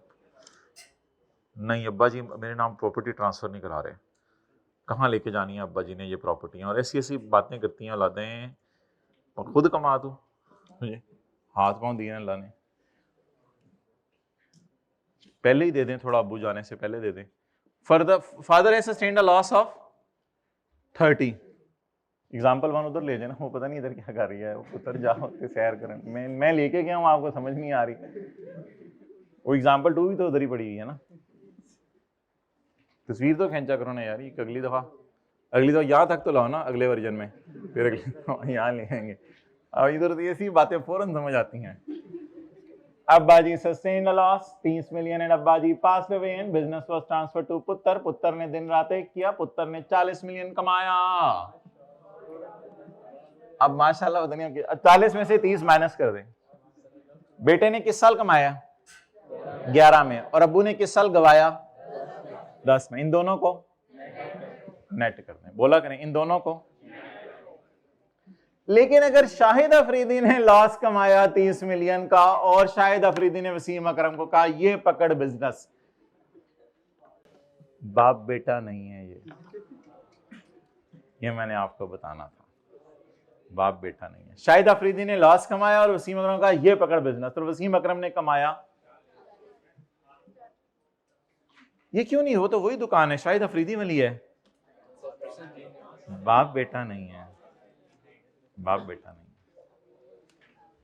चलें अब आप करना शुरू करें। अब क्या करें, अब टाइम को यूटिलाइज भी तो करना है। अब हम करते हैं सेल्स टैक्स के थ्योरी के सवाल आज जो कि पास पेपर्स में आए हुए हैं, वो करना शुरू करते हैं। लेकिन एक दफा इसको पढ़ तो लेना, एक दफा इसको तो पढ़ लें। Limitations on set off and carry forward of losses. Limitation कहाँ लगाई थी हमने? इनहेरिटेंस वाले में लगाई थी या इनहेरिटेंस वाले में लिमिटेशन नहीं लगाई थी? यार हद होती है, ये देखिए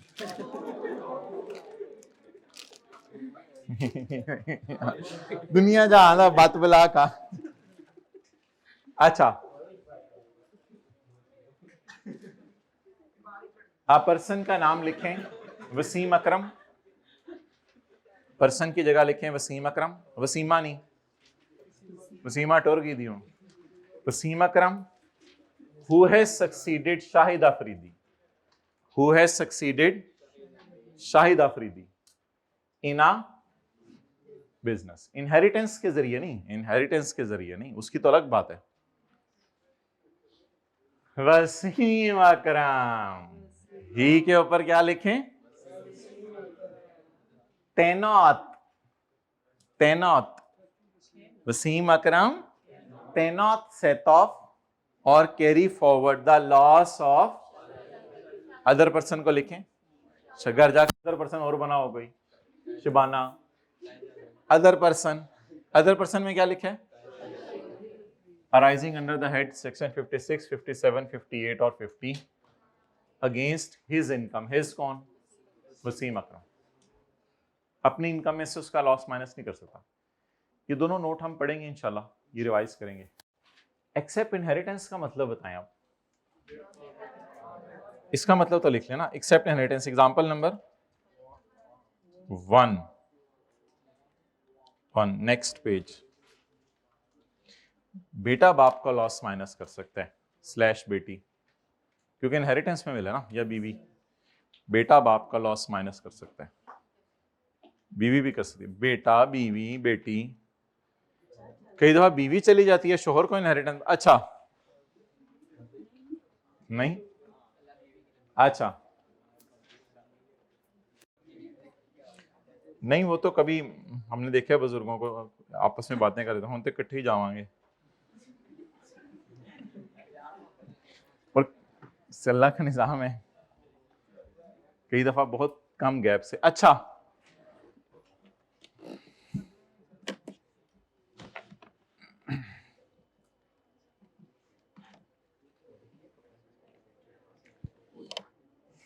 सहाबी फोत हो रहे थे, बीवी भी रोने लगी।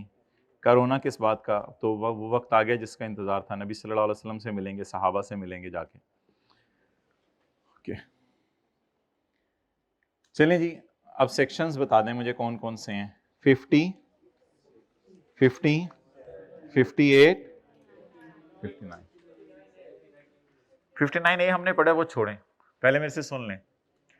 सेक्शन 56 कहता था कि सैलरी के प्रॉफिट में से कोई लॉस माइनस नहीं करना। स्पेक्यूलेशन और कैपिटल गेन के अंदर लॉस आ जाए तो किसी के प्रॉफिट में से माइनस, इसी की प्रैक्टिस करनी है हमने आने वाले दिनों में।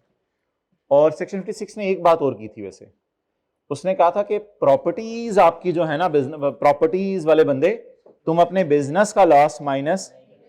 और एक बात प्रायोरिटी की भी हमने पढ़ी थी, अगर 2-4 लॉसेज हो तो पहले वो माइनस कीजिएगा जो मरने वाला है, जो इसके बाद हमने पढ़ा था सेक्शन 57।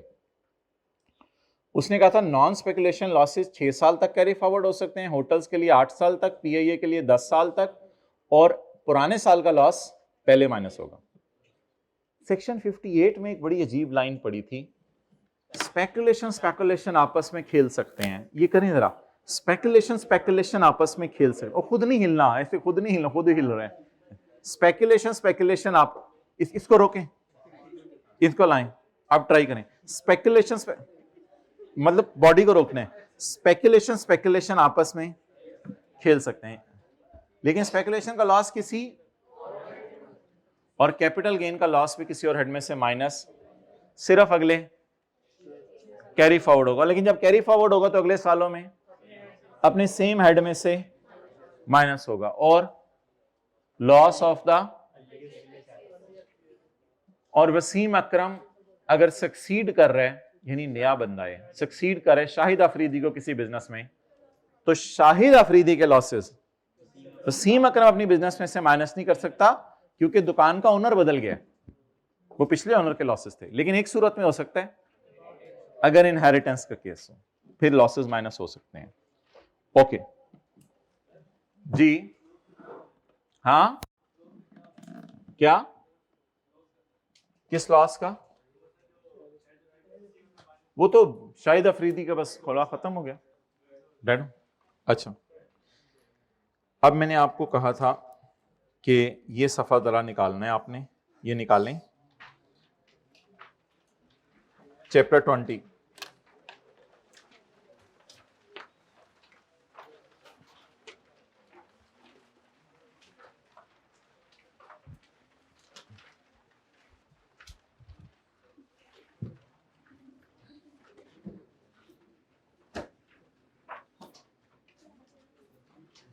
अच्छा, एक चीज मैंने आपको बताई थी, उसको मैं इंशाल्लाह मंडे को जरा फ्रेश माइंड के साथ आपको रिवाइज करवाऊंगा। आपने देखे एक काम शुरू हो गया न्यूमेरिकल्स में, वो काम ये शुरू हो गया न्यूमेरिकल्स में कि कोई चीज हम जीरो रेट के तौर पे बेचते हैं और उसकी परचेज कहीं अलग से पड़ी होती है, तो फिर हमें एहसास ये होता है कि ना इस इनपुट को दोनों पे पोर्शन करने की जरूरत है और ना मशीन के इनपुट को दोनों पे पोर्शन करने की। ये बात आपसे 2-3 दिन में करता रहूंगा तो पक्की हो जानी है, इसका और कोई हल नहीं है। हमने एक काम देखा है न्यूमेरिकल्स में कि अक्सर कोई जीरो रेट सेल की क्वांटिटी वगैरह और अमाउंट वगैरह देता है, वो सेल वाली देता है, और ऊपर कहीं सवाल में उसी की पर, तो उसकी परचेज को यहां फेंकने की बजाय हम यहां ले आते हैं, तो जो बाकी बच जाती है परचेज, फिर उसको पोर्शन करने की जरूरत नहीं रहती। और जो इनपुट मशीन है, वो भी कभी कभी हमें लगता है कि ये चीजें एज इट इज खरीद के बेची हैं, तो मशीन इनमें इस्तेमाल नहीं हुई होगी, तो मशीन का इनपुट भी वहां फेंकते हैं। ये बात जरा कितने लोगों को थोड़ी थोड़ी याद है, कल की क्लास में इस पे बात हुई थी। अब इस बात को बार बार करते रहेंगे तो पक्की होगी, कुछ डाटा खोल के दिखा के भी मंडे को कर देंगे इंशाल्लाह। अच्छा, ये है जी हमारा चैप्टर नंबर 20, चैप्टर नंबर 20। आप लोग चैप्टर ना खोलें, कुछ डेफिनेशंस हैं, tax period, manufacture, retail price, cottage industry, manufacturer, retailer, wholesaler, active tax payer, registered person. फिर मेन डेफिनेशंस हमारी 2 आई थी, वो सप्लाई की डेफिनेशन एक आई थी, फिर उसके बाद जो है वो टाइम ऑफ सप्लाई, और फिर वैल्यू ऑफ सप्लाई। फिर सेक्शन 3 हमारा आया था स्कोप, इसकी आपको एक समरी भी बना के दी थी। Normal rate of tax, further tax लगता है 2 लोगों पे, जो who is liable to be registered but, भाई को बताएंगे मरी पहुंचे में। अच्छा, एक और बंदा याद रखिएगा जिसने अपने आप को एक्टिव टैक्स पेयर नहीं रखा हुआ, उसको अगर आप चीजें बेच दें, ये एक्टिव टैक्स पेयर लफ्ज है इनकम टैक्स में, अगर एक्टिव टैक्स पेयर नहीं रखा हुआ, जो सेल्स टैक्स में भी यूज हो जाता है, उसको भी अगर आप चीजें बेचें तो 100 वाली चीज 122 की बेचेंगे। लेकिन इसमें याद रखिएगा those who are not liable to be registered, उन पे फर्दर टैक्स नहीं लगता होता। जी जी जी जी हाँ जी बिल्कुल, दोनों में से एक। थर्ड शेड्यूल की चीजें आ गई। ये छोटे छोटे टैक्सेस थे, extra tax, special powers, CNG station, tax on retailers. Tier 1 retailers ने अपने आप को रजिस्टर करवाना है, अदर देन टीयर 1 ने रजिस्टर, क्योंकि इन्होंने टैक्स देने बिजली के बिलों में। और एक थर्ड शेड्यूल वो थी कैपेसिटी टैक्स, स्टील प्रोडक्ट्स का टैक्स था।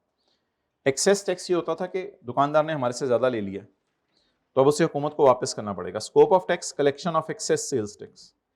इसके बाद जीरो रेटिंग में 3 चीजें डाली थी और 3 चीजें निकाली थी।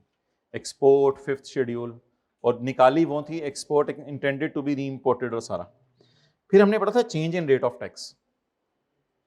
इसमें हमने पढ़ा था कि जो चीजें इंपोर्ट होंगी उसमें कुछ होम कंजम्पशन वाली हैं और कुछ वेयर हाउस वाली हैं। होम कंजम्पशन वाली का गुड डिक्लेरेशन तभी जमा हो जाता है और वेयर हाउस से क्लियर वाले का गुड डिक्लेरेशन तब जमा करवाते हैं जब वो वेयर हाउस से निकलवाते हैं। इसमें अगर change in rate of tax आ जाए तो जो टाइम ऑफ सप्लाई के डेफिनेशन के मुताबिक टाइम होगा उसी मुताबिक टैक्स लगेगा। टाइम, इंपोर्ट का टैक्स तब जमा करवाने जब, इंपोर्ट का टैक्स तब जमा करवाने जब कस्टम ड्यूटी जमा करवाएं, और दूसरा टैक्स तब जमा करवाने जब महीने की रिटर्न जमा करवाएं। तरीका इंपोर्ट का वही तरीका है, दूसरा टैक्स आपने नेशनल बैंक में आके जमा करवाना है। Determination of tax liability, output में से आप माइनस कर सकते हैं इनपुट पेड और पेएबल, ऑन सेल मेड और टू बी मेड। चाहे अभी चीजें बिकी या नहीं बिकी इससे फर्क नहीं पड़ता, आप इनपुट माइनस कर सकते हैं। भूला हुआ इनपुट अगले 6 महीने में माइनस कर सकते हैं। इनपुट माइनस करने के लिए आपके पास बिल का होना जरूरी है, आउटपुट के लिए बिल का होना जरूरी नहीं है। इनपुट माइनस करने के लिए बिल आपके हाथ में होल्ड होना चाहिए, आपके हाथ में पकड़ा होना चाहिए बिल, फिर आप इनपुट माइनस कर सकते हैं, वरना नहीं। और मशहूर जमाना सेक्शन है टैक्स क्रेडिट नॉट अलाउड, कौन कौन से टैक्स माइनस नहीं हो सकते, ये तो आसान सा है। इसमें बस एक चीज थी कि अगर अनरजिस्टर्ड होलसेलर से एनआईसी ने मांगा तो फिर न्यूमेरिकल के अंदर एक नई लाइन डालेंगे, टैक्सेबल सेल टू अनरजिस्टर्ड, और उसका इनपुट भी।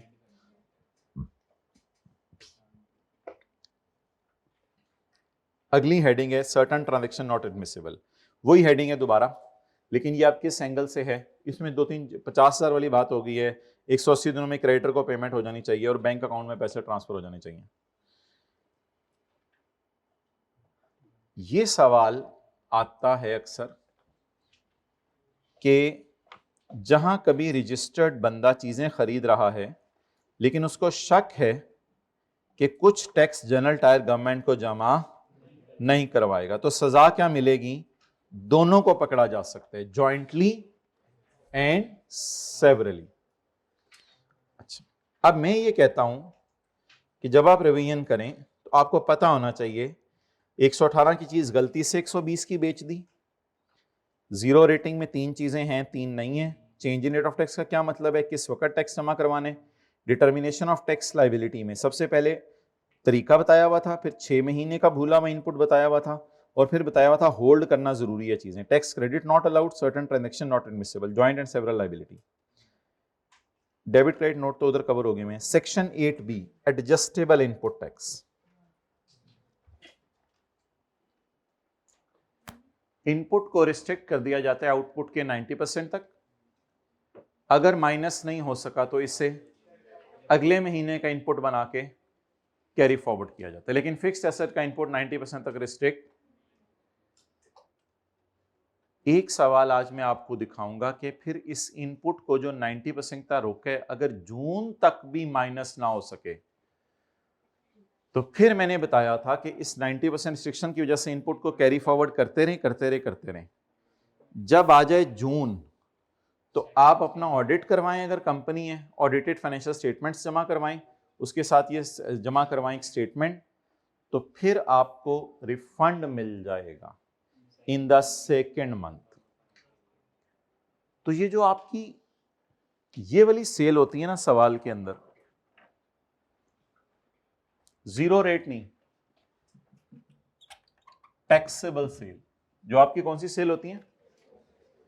टैक्सेबल सेल का इनपुट आप क्या करते होते थे? टैक्सेबल सेल का इनपुट इधर आता था, आप इधर लाते थे 90% रिस्ट्रिक्शन गुजार के, बाकी को कैरी, इसको आपने कैरी फॉरवर्ड करना होता है जून तक, और अगस्त में गवर्नमेंट से जाके क्या मांग लेना होता है? इसका रिफंड मांग लेना होता है। एक रिफंड का सेक्शन ये आ रहा है। उसके बाद एक रिफंड आ रहा है जीरो रेट सेल का, वो हर महीने, मैंने आपको बताया था मार्च की रिटर्न जमा करवाएं 15 अप्रैल को, और 15 अप्रैल के बाद 45 डेज के अंदर आपको रिफंड आ जाएगा। फिर मई की रिटर्न जमा करवाएं मिसाल के तौर पे 15 जून को, और उसके 45 दिनों में आपको रिफंड आ जाएगा। नेक्स्ट, ये सेक्शन हमने इसलिए नहीं पढ़े कि ये हमने इनकम टैक्स में पढ़ने हैं, उसके बाद ये 10-15 मिनट में हो जाने हैं, इसलिए ये नहीं पढ़े।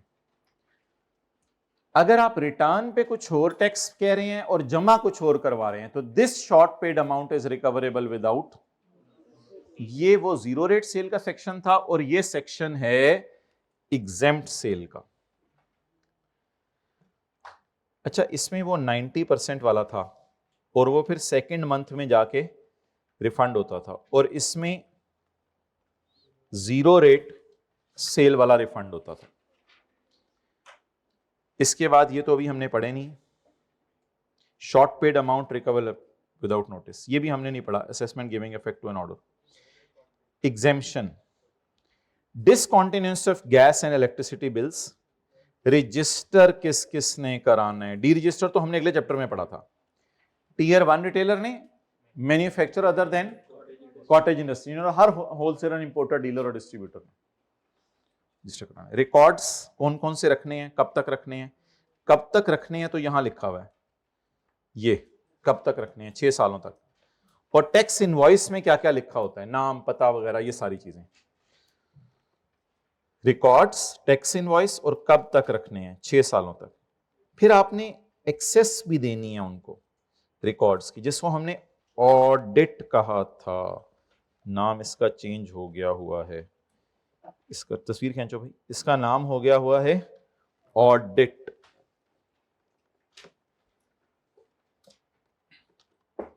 खींच ली तस्वीर। Drawing of samples, minimum draw करने हैं या बहुत ज्यादा? मिनिमम। मकसद क्या होगा सैंपल ड्रॉ करने का? पुत्र ख्वाब से जाके नहीं सैंपल ड्रॉ करने हैं, मिनिमम ड्रॉ करनी है या मैक्सिमम? और मकसद क्या होगा? वीओएस देखना। जानने वालों के दरमियान ट्रांजैक्शन फेयर वैल्यू पे आ जानी चाहिए, जानने वालों के दरमियान ट्रांजैक्शंस। रिटर्न आपने 15 तारीख तक जमा करवानी होती है।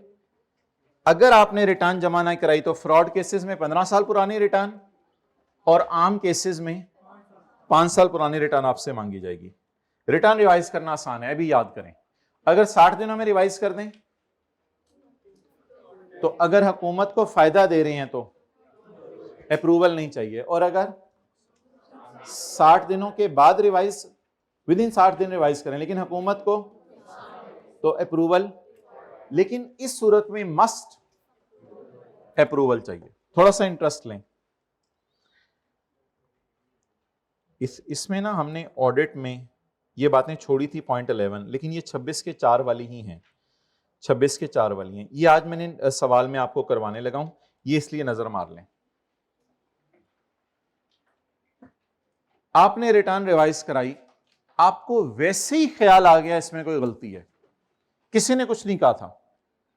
Whenever it comes to your ख्याल, अभी आपके घर ऑडिट का नोटिस भी नहीं आया था गवर्नमेंट की तरफ से, तो आप क्या करें?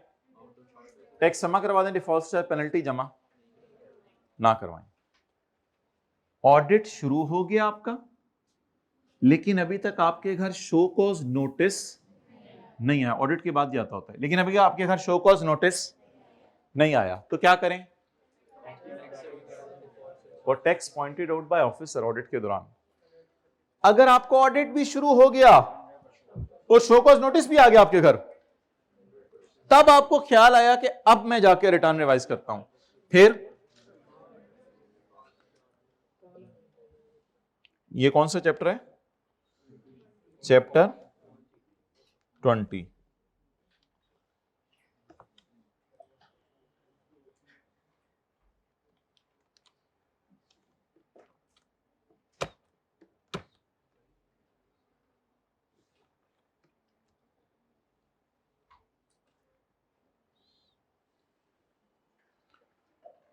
आपने रिटर्न जमा करवाई, आपको खुद ही ख्याल आ गया मैं रिवाइज कर दूं, no penalty. Notice of audit आने से पहले ख्याल आया, अगर नोटिस ऑफ ऑडिट के या शो कॉज नोटिस से पहले आया तो, और अगर शो कॉज नोटिस के भी बाद ख्याल आया तो 100% पेनल्टी। रिटर्न के अंदर क्या क्या चीजें आपने जमा करानी होती है, एक्सटेंशन सेम है, स्पेशल रिटर्न कुछ लोगों ने जमा करानी है, फाइनल रिटर्न, रिटर्न पे आप ही के साइन समझे जाएंगे। अगर गवर्नमेंट मना कर दे तो रजिस्टर्ड बंदा अनरजिस्टर्ड को चीजें नहीं बेचेगा। ये तो डिजिटल ट्रांजैक्शंस थी और इसकी आपको डायग्राम अलग से दी थी। तो extension, special return, final return, return is restriction on input, digital transaction, coercive actions, collection of excess sales tax, zero rating में तो तीन चार चीजें तीन निकाली थी, change in rate of tax, time, तरीका, डिटर्मिनेशन, बिल होल्ड होना चाहिए आपके पास, इनपुट में से आउटपुट माइनस कर सकते हैं, टैक्स क्रेडिट नॉट अलाउड, या सर्टेन ट्रांजैक्शन इनएडमिसिबल। अगर जनरल टायर का पकड़ा गया कि टैक्स जमा नहीं करवाया तो होंडा को भी अगर शक हुआ तो वो भी पकड़ी जा सकती है। इसमें 90% रिस्ट्रिक्शन वाला था, इसमें जीरो रेट सेल वाला रिफंड था। अच्छा, अब जो सवाल आता है ना वो ये आता है कि आप के इनपुट माइनस करने की शराइत क्या है, तो वो यहां पे लिखी हुई है। आपके पास बिल होल्ड होना चाहिए, बिल आपके हाथ में होना चाहिए। कौन से इनपुट माइनस नहीं किए जा सकते, उसका जवाब ये होगा। एक सवाल आता है इनपुट रिफंड कैसे होंगे, वो ये होगा, अभी मैं आपको डिटेल से बताऊंगा। और एक सवाल आता है भूला हुआ इनपुट कब रिकॉर्ड करना है, वो अगले 6 महीने में। अच्छा, अगले चैप्टर की कोई ऐसी टेंशन नहीं लेने की जरूरत, ये मोटे मोटे भी ताज़ा पड़े हुए हैं। एप्लीकेशन फॉर रजिस्ट्रेशन देनी है जिसमें तस्वीरें वगैरह अपलोड करनी थी, tempo, compel, change in particulars, एक इलाके से दूसरे इलाके। अगर आप एप्लीकेशन नहीं दे सकते तो कमिश्नर को दे दें, कैंसिलेशन करा दें, मल्टीपल रजिस्ट्रेशन सिर्फ एक रजिस्ट्रेशन होल्ड करें। डी रजिस्ट्रेशन तो बहुत लंबा सेक्शन था, वो पढ़ा था। Black listing and filing of return में इलेक्ट्रॉनिक रिटर्न पड़ी थी, एनुअल रिटर्न कंपनी ने जमा करवानी होती है। इलेक्ट्रॉनिक रिटर्न जो कल पढ़ी है हमने, जिसमें 3-4 था कि वो अपनी रिटर्न जमा करवाएगा तो उसकी कच्ची रिटर्न होगी। और उसके बाद ये तो मशहूर जमाना रूल 20, 21 और 22 आपको पता है, चीजों का तोड़ देना, इनका इनपुट अलाउ नहीं होगा। और ये एक चीज है, ये मैं भाई ने भी सवाल पूछे, ये मैं आपको बता देता हूं। ये रेजिडुअल इनपुट टैक्स और रेजिडुअल इनपुट टैक्स क्रेडिट की डेफिनेशन में जो डिफरेंस है वो है। अच्छा, अब निकालें सवाल जरा चैप्टर नंबर 23 में से, 22 में से।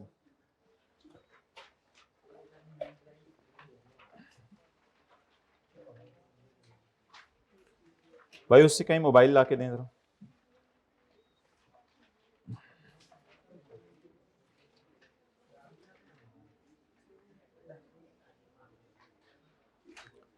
Page number 650।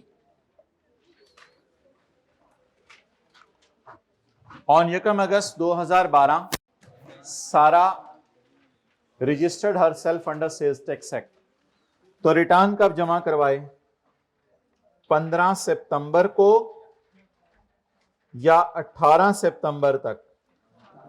कल की क्लास के बाद हमने 18 सितंबर तक इजाजत दे दी हुई है। सेल्स टैक्स में रिटर्न मंथली जमा करवाई जाती है या एनुअल? मंथली। फातिमा ने रिटर्न जमा करवाई है जुलाई के महीने की 10 अगस्त को। बड़ा अच्छा किया फातिमा आपने। रिवाइज करनी है, रिवाइज 120 दिन अभी पढ़ के आए हैं, उसके बाद नहीं हो सकती। तो 120 दिन के अंदर रिवाइज हो सकती है रिटर्न। अभी पढ़ाया है वो डायग्राम याद है, या 60 दिनों के अंदर रिवाइज करनी है तो ऐसे करें, और 60 दिनों के बाद और 120 दिनों के अंदर रिवाइज करनी है तो ऐसे करें। तो 120 दिन इसमें डालें आप 10 अगस्त के आगे। कैलकुलेटर पकड़ें, 31 माइनस 10 लिखें। रिवाइज करना चाहती है, रिवाइज जमा करा दी हुई है, रिवाइज करना चाहती है। रिवाइज 120 दिन में हो सकती है, अभी पढ़ा के आए हूं। 31 माइनस 10 21, सितंबर में 30, अक्टूबर में 31 इज इक्वल टू तुम्हारी 82। नवंबर पूरा डालें जरा, 100, बहुत जबरदस्त हो गया, 112। अब 8 दिन और डालें, 8 दिसंबर लिखाइएगा पेपर में, मुफ्त के मार्क्स मिल जाएंगे। ठीक है, ले आओ तीसरा पढ़ें। भाई इधर देखो ना, आप लोग उधर क्या देख रहे हो? बैठ जाओ कैमरामैन भाई, समीर भाई बैठ जाए। आमना is registered as sales tax rate. AEL wants to file annual sales tax return. Annual ना, ये पढ़िएगा चैप्टर नंबर 21 में जाके, एनुअल जमा करवानी होती है 30 सितंबर तक। आबिदा को क्या हो गया? अब सारा फातिमा आमना के अपने मसले हैं, आबिदा के अपने मसले हैं। आबिदा कहती है मैं रजिस्टर होने जा रही हूं, फाइनल रिटर्न जमा करवाएगी, इसकी डेट नहीं बताई हुई, वो अलग बात है, वो लिखा हुआ था ये जब एप्लीकेशन देगी, ये जब टैक्स जमा कराएगी, जो लेटर होगा तब इसको डी रजिस्टर किया जाएगा। मैं ये नहीं पूछ रहा इसको डी रजिस्टर किया जाएगा, क्योंकि मुझे पता है, तुम्हें पता है, आपको पता है इसको डी रजिस्टर कब किया जाएगा? परसों पढ़ा था, लेटर ऑफ 60 डेज। मैं तो पूछ ही नहीं रहा इसको कब डी रजिस्टर किया जाएगा, मैं पूछ रहा हूं ये फाइनल रिटर्न कब जमा करवाएगी। फाइनल रिटर्न में मैंने लिखवाया था जब कमिश्नर कहेगा, जब कमिश्नर कहेगा, तो date will be specified by. ये किस चैप्टर में हमने पढ़ा था? चैप्टर 20 के एंड पर, चैप्टर 20 के एंड पे पढ़ा था। Done. While carrying out the sales tax audit of Halima Baji, the officer of Inland Revenue identified a kami in the vitamin, in the amount of sales tax deposited by her. Halima, तूने sales tax काम जमा कराया है? She acknowledged, हाँ जी मैं मानती हूं, लेकिन नहीं जमा कराऊंगी नहीं है पैसे मेरे। Full stop. A show cause notice was issued to her. A show cause notice was before show cause notice या after?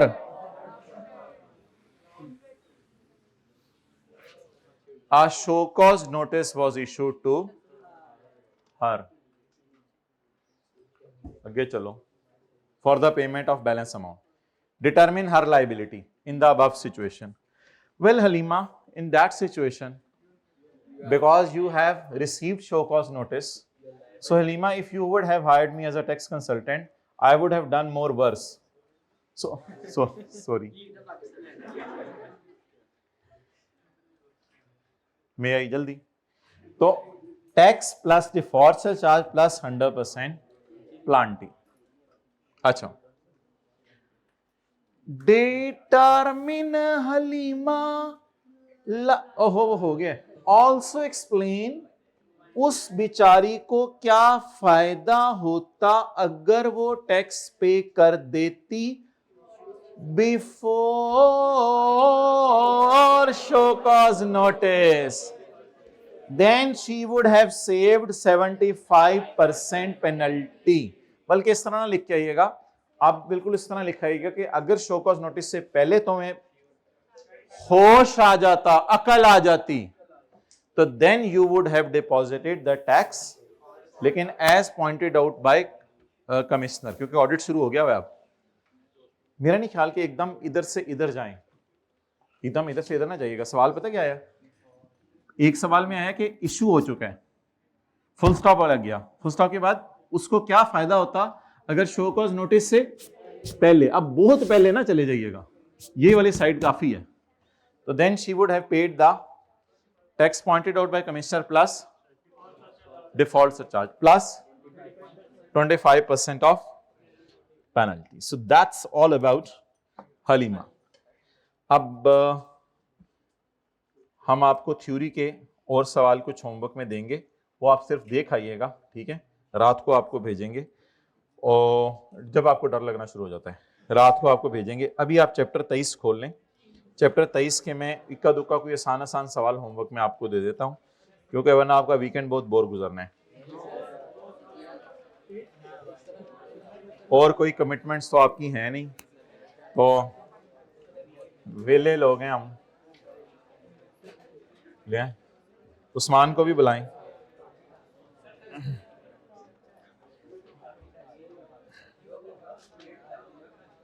भाई टेस्ट में तो वो इसलिए 3 सफ़े हो गए ना, पहले वाले के एमसीक्यूज हैं। अच्छा ठीक है।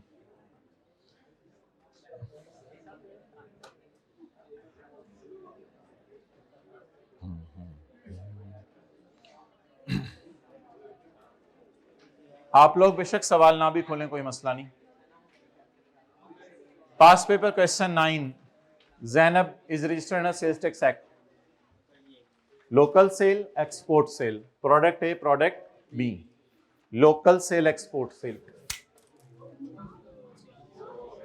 अगर खामोश, अगर आगे कुछ ना लिखा हो तो लोकल सेल को जमा करेंगे दोनों को, और लोकल सेल को डाल देंगे इधर। कौन सी में? टैक्स से बल। बैठ जाए उस्मान, इधर ही बैठ जाए ना, इधर ही बैठ जाएगा। और उसके बाद एक्सपोर्ट सेल 2550 जमा 3950, इसको डाल देंगे जीरो रेट सेल में। अगर कुछ भी ना लिखा होता तो जाहिर बात है लोकल सेल इधर आती है, जीरो रेट सेल इधर आती है। सवाल 33, भाई उस्मान वर्ग के पीछे वाले भाई देखिए ना इधर।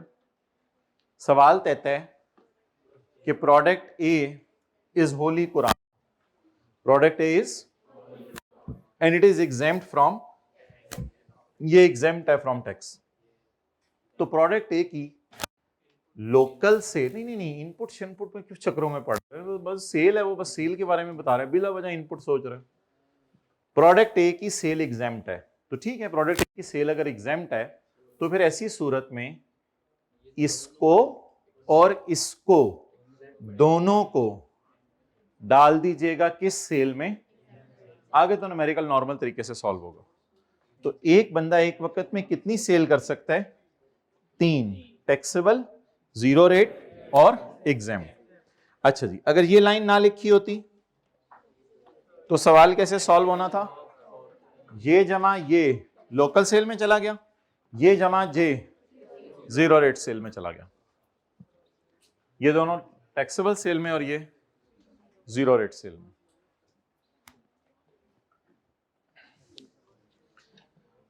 और अब लाइन क्या लिखी हुई है? Product A is exempt sale को तो हम न्यूमेरिकल में बड़ा खूबसूरत करके वर्किंग 2 में डालते होते हैं, तो इट इज एग्जेम्प्ट सेल। तो product A is exempt, if it is eggs तो ये भी एग्जेम्प्ट सेल में ले जाए।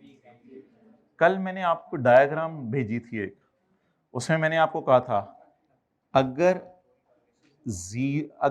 एग्जेम्प्ट चीजें एक्सपोर्ट कर दें तो बोलें वो क्या होती हैं?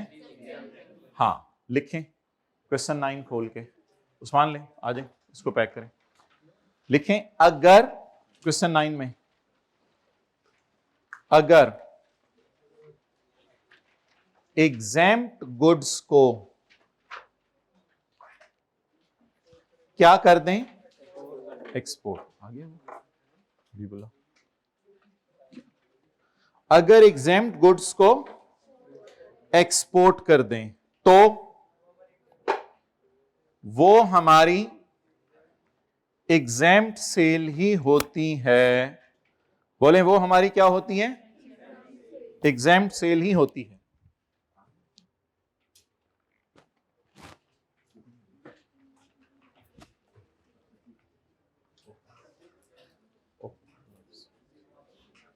अच्छा जी, अब निकालें। ओ भाई बैठ जा, इसको दोबारा लगाओ। वो एक मसला हो गया, मैंने एक जगह जाना था तो वो कह रहे हैं नहीं अभी नहीं। अच्छा अल्हम्दुलिल्लाह। चैप्टर नंबर निकालें माय डियर 22। चैप्टर नंबर निकालें 22। क्या? हाँ वो भी रिवाइज करा देते हैं, अभी रिवाइज करा देते हैं। आप देखें तो सही आज इंशाल्लाह। ओके, क्वेश्चन नंबर 37 से शुरू करें। कमाल सवाल है क्वेश्चन, जिस क्वेश्चन का नंबर है क्वेश्चन नंबर 37। मिल गया क्वेश्चन नंबर 37? चलें, माशाल्लाह। क्वेश्चन नंबर 37 क्या कहता है, किधर है? चैप्टर नंबर 22,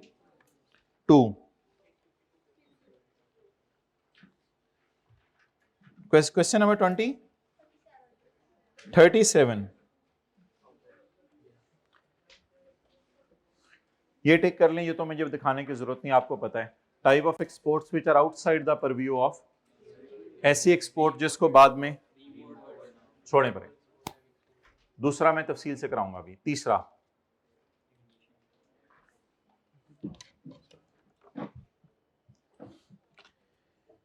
अल्लाह आपका भला करे और अल्लाह आपके साथ वाले के भाग लगाए, साथ आपके तो मुफ्त में ही लग जाने हैं। इनपुट के बारे में पेपर में 4 सवाल आ रहे हैं। इनपुट के बारे में बोलें, पेपर में कितने सवाल आ रहे हैं? 4 सवाल आ रहे हैं। जिन चारों सवालों की तस्वीर जो है वो आपने खींच कर अपने वॉलपेपर पर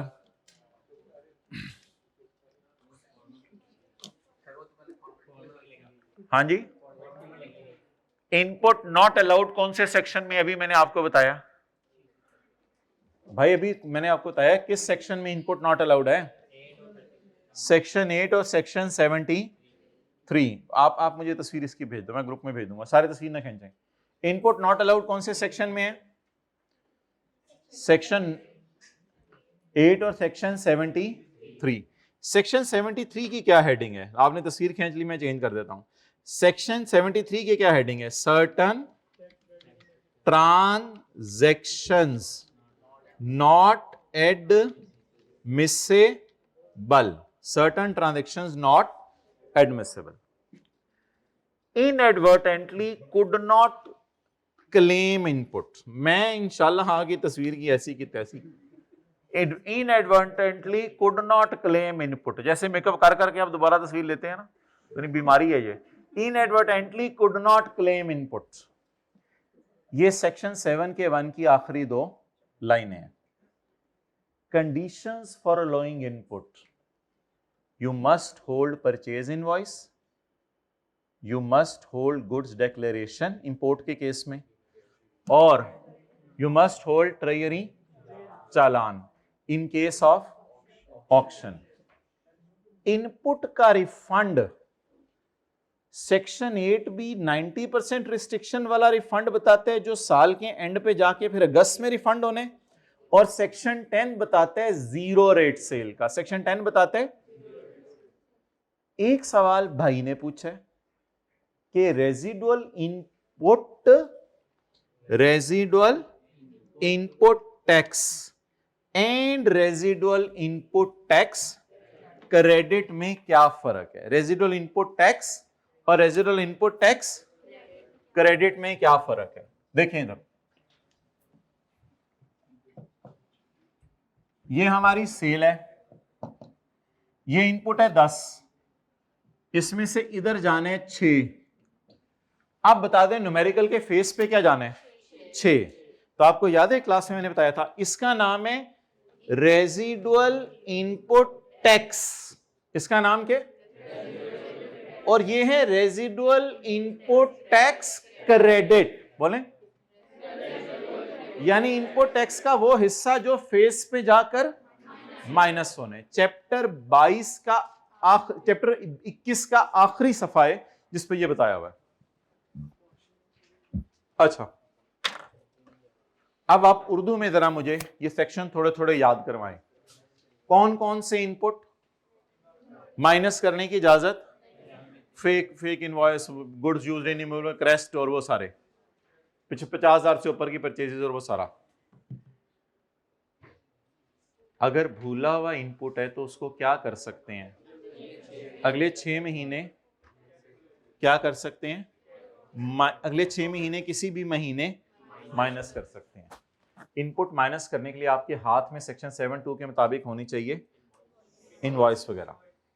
रिफंड ऑफ इनपुट अभी खोल के दिखाने लगा हूं section. Residual input tax and residual input tax credit, it is called as residual input tax, it is called as residual input tax credit. Residual input की डेफिनेशन लिखी हुई थी कि ये वो इनपुट है जो पता नहीं चल रहा किसके लिए है, इसलिए तीनों जगह डालना पड़ा। इसकी डेफिनेशन लिखी हुई थी फॉर्मूला, इसकी डेफिनेशन लिखी हुई थी इसका formula.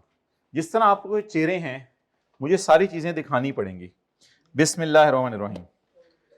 Eligibility for refund if input is more than output for a month. अगर इनपुट आउटपुट से बढ़ जाए तो एलिजिबिलिटी ऑफ रिफंड का तरीका क्या है। इसके लिए मैं चैप्टर नंबर 20 में आऊंगा और 20 में आकर मैं आपको बताऊंगा कि एलिजिबिलिटी ऑफ रिफंड का क्या तरीका है।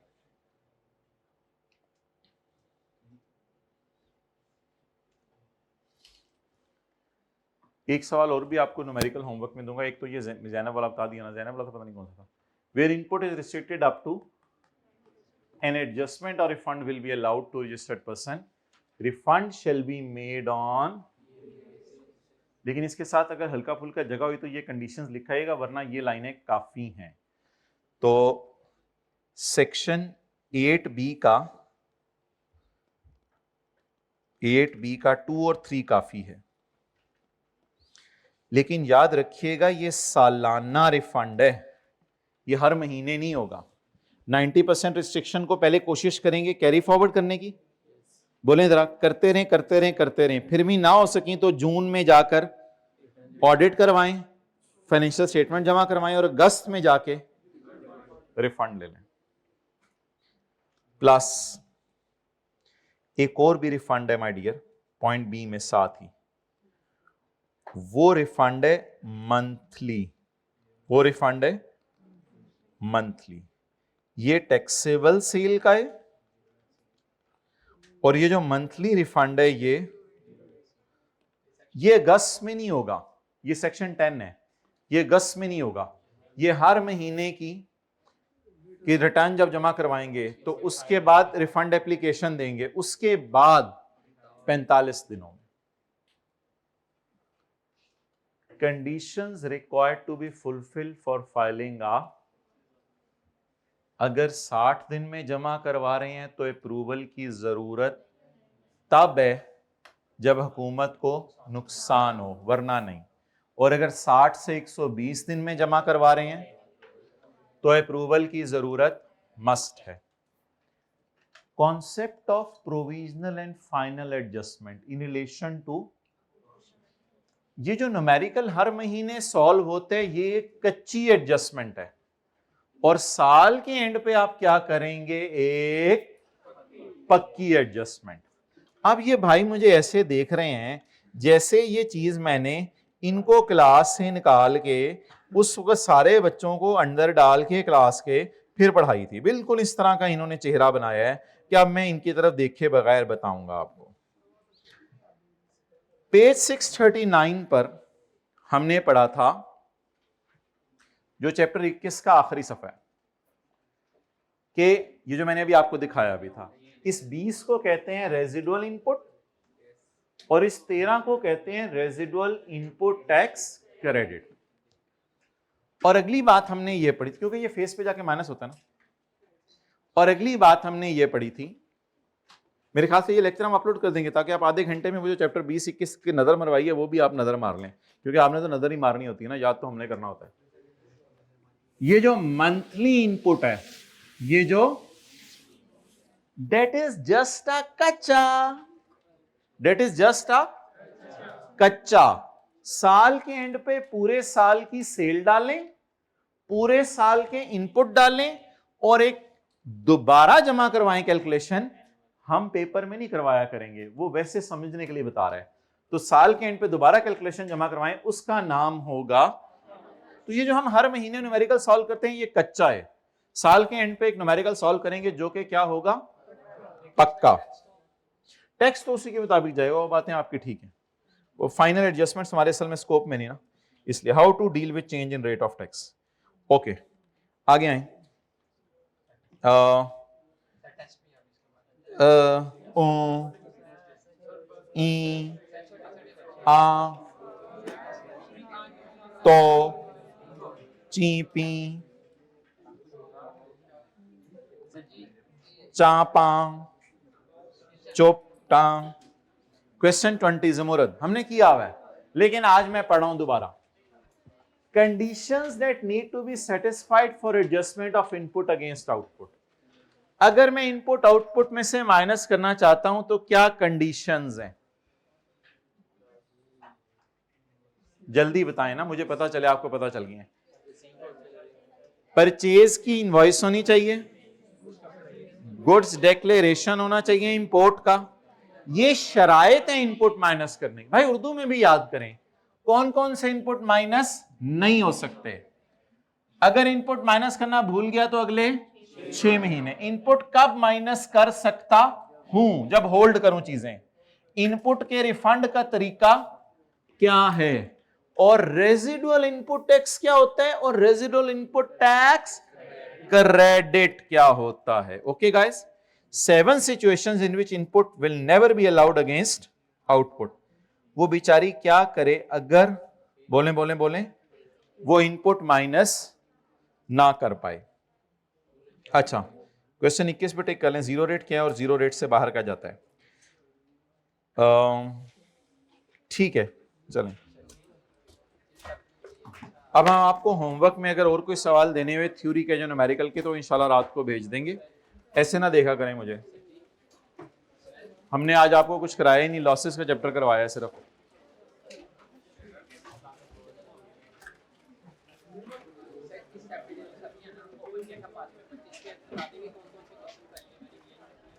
कौन कौन सी क्वेश्चन, हाँ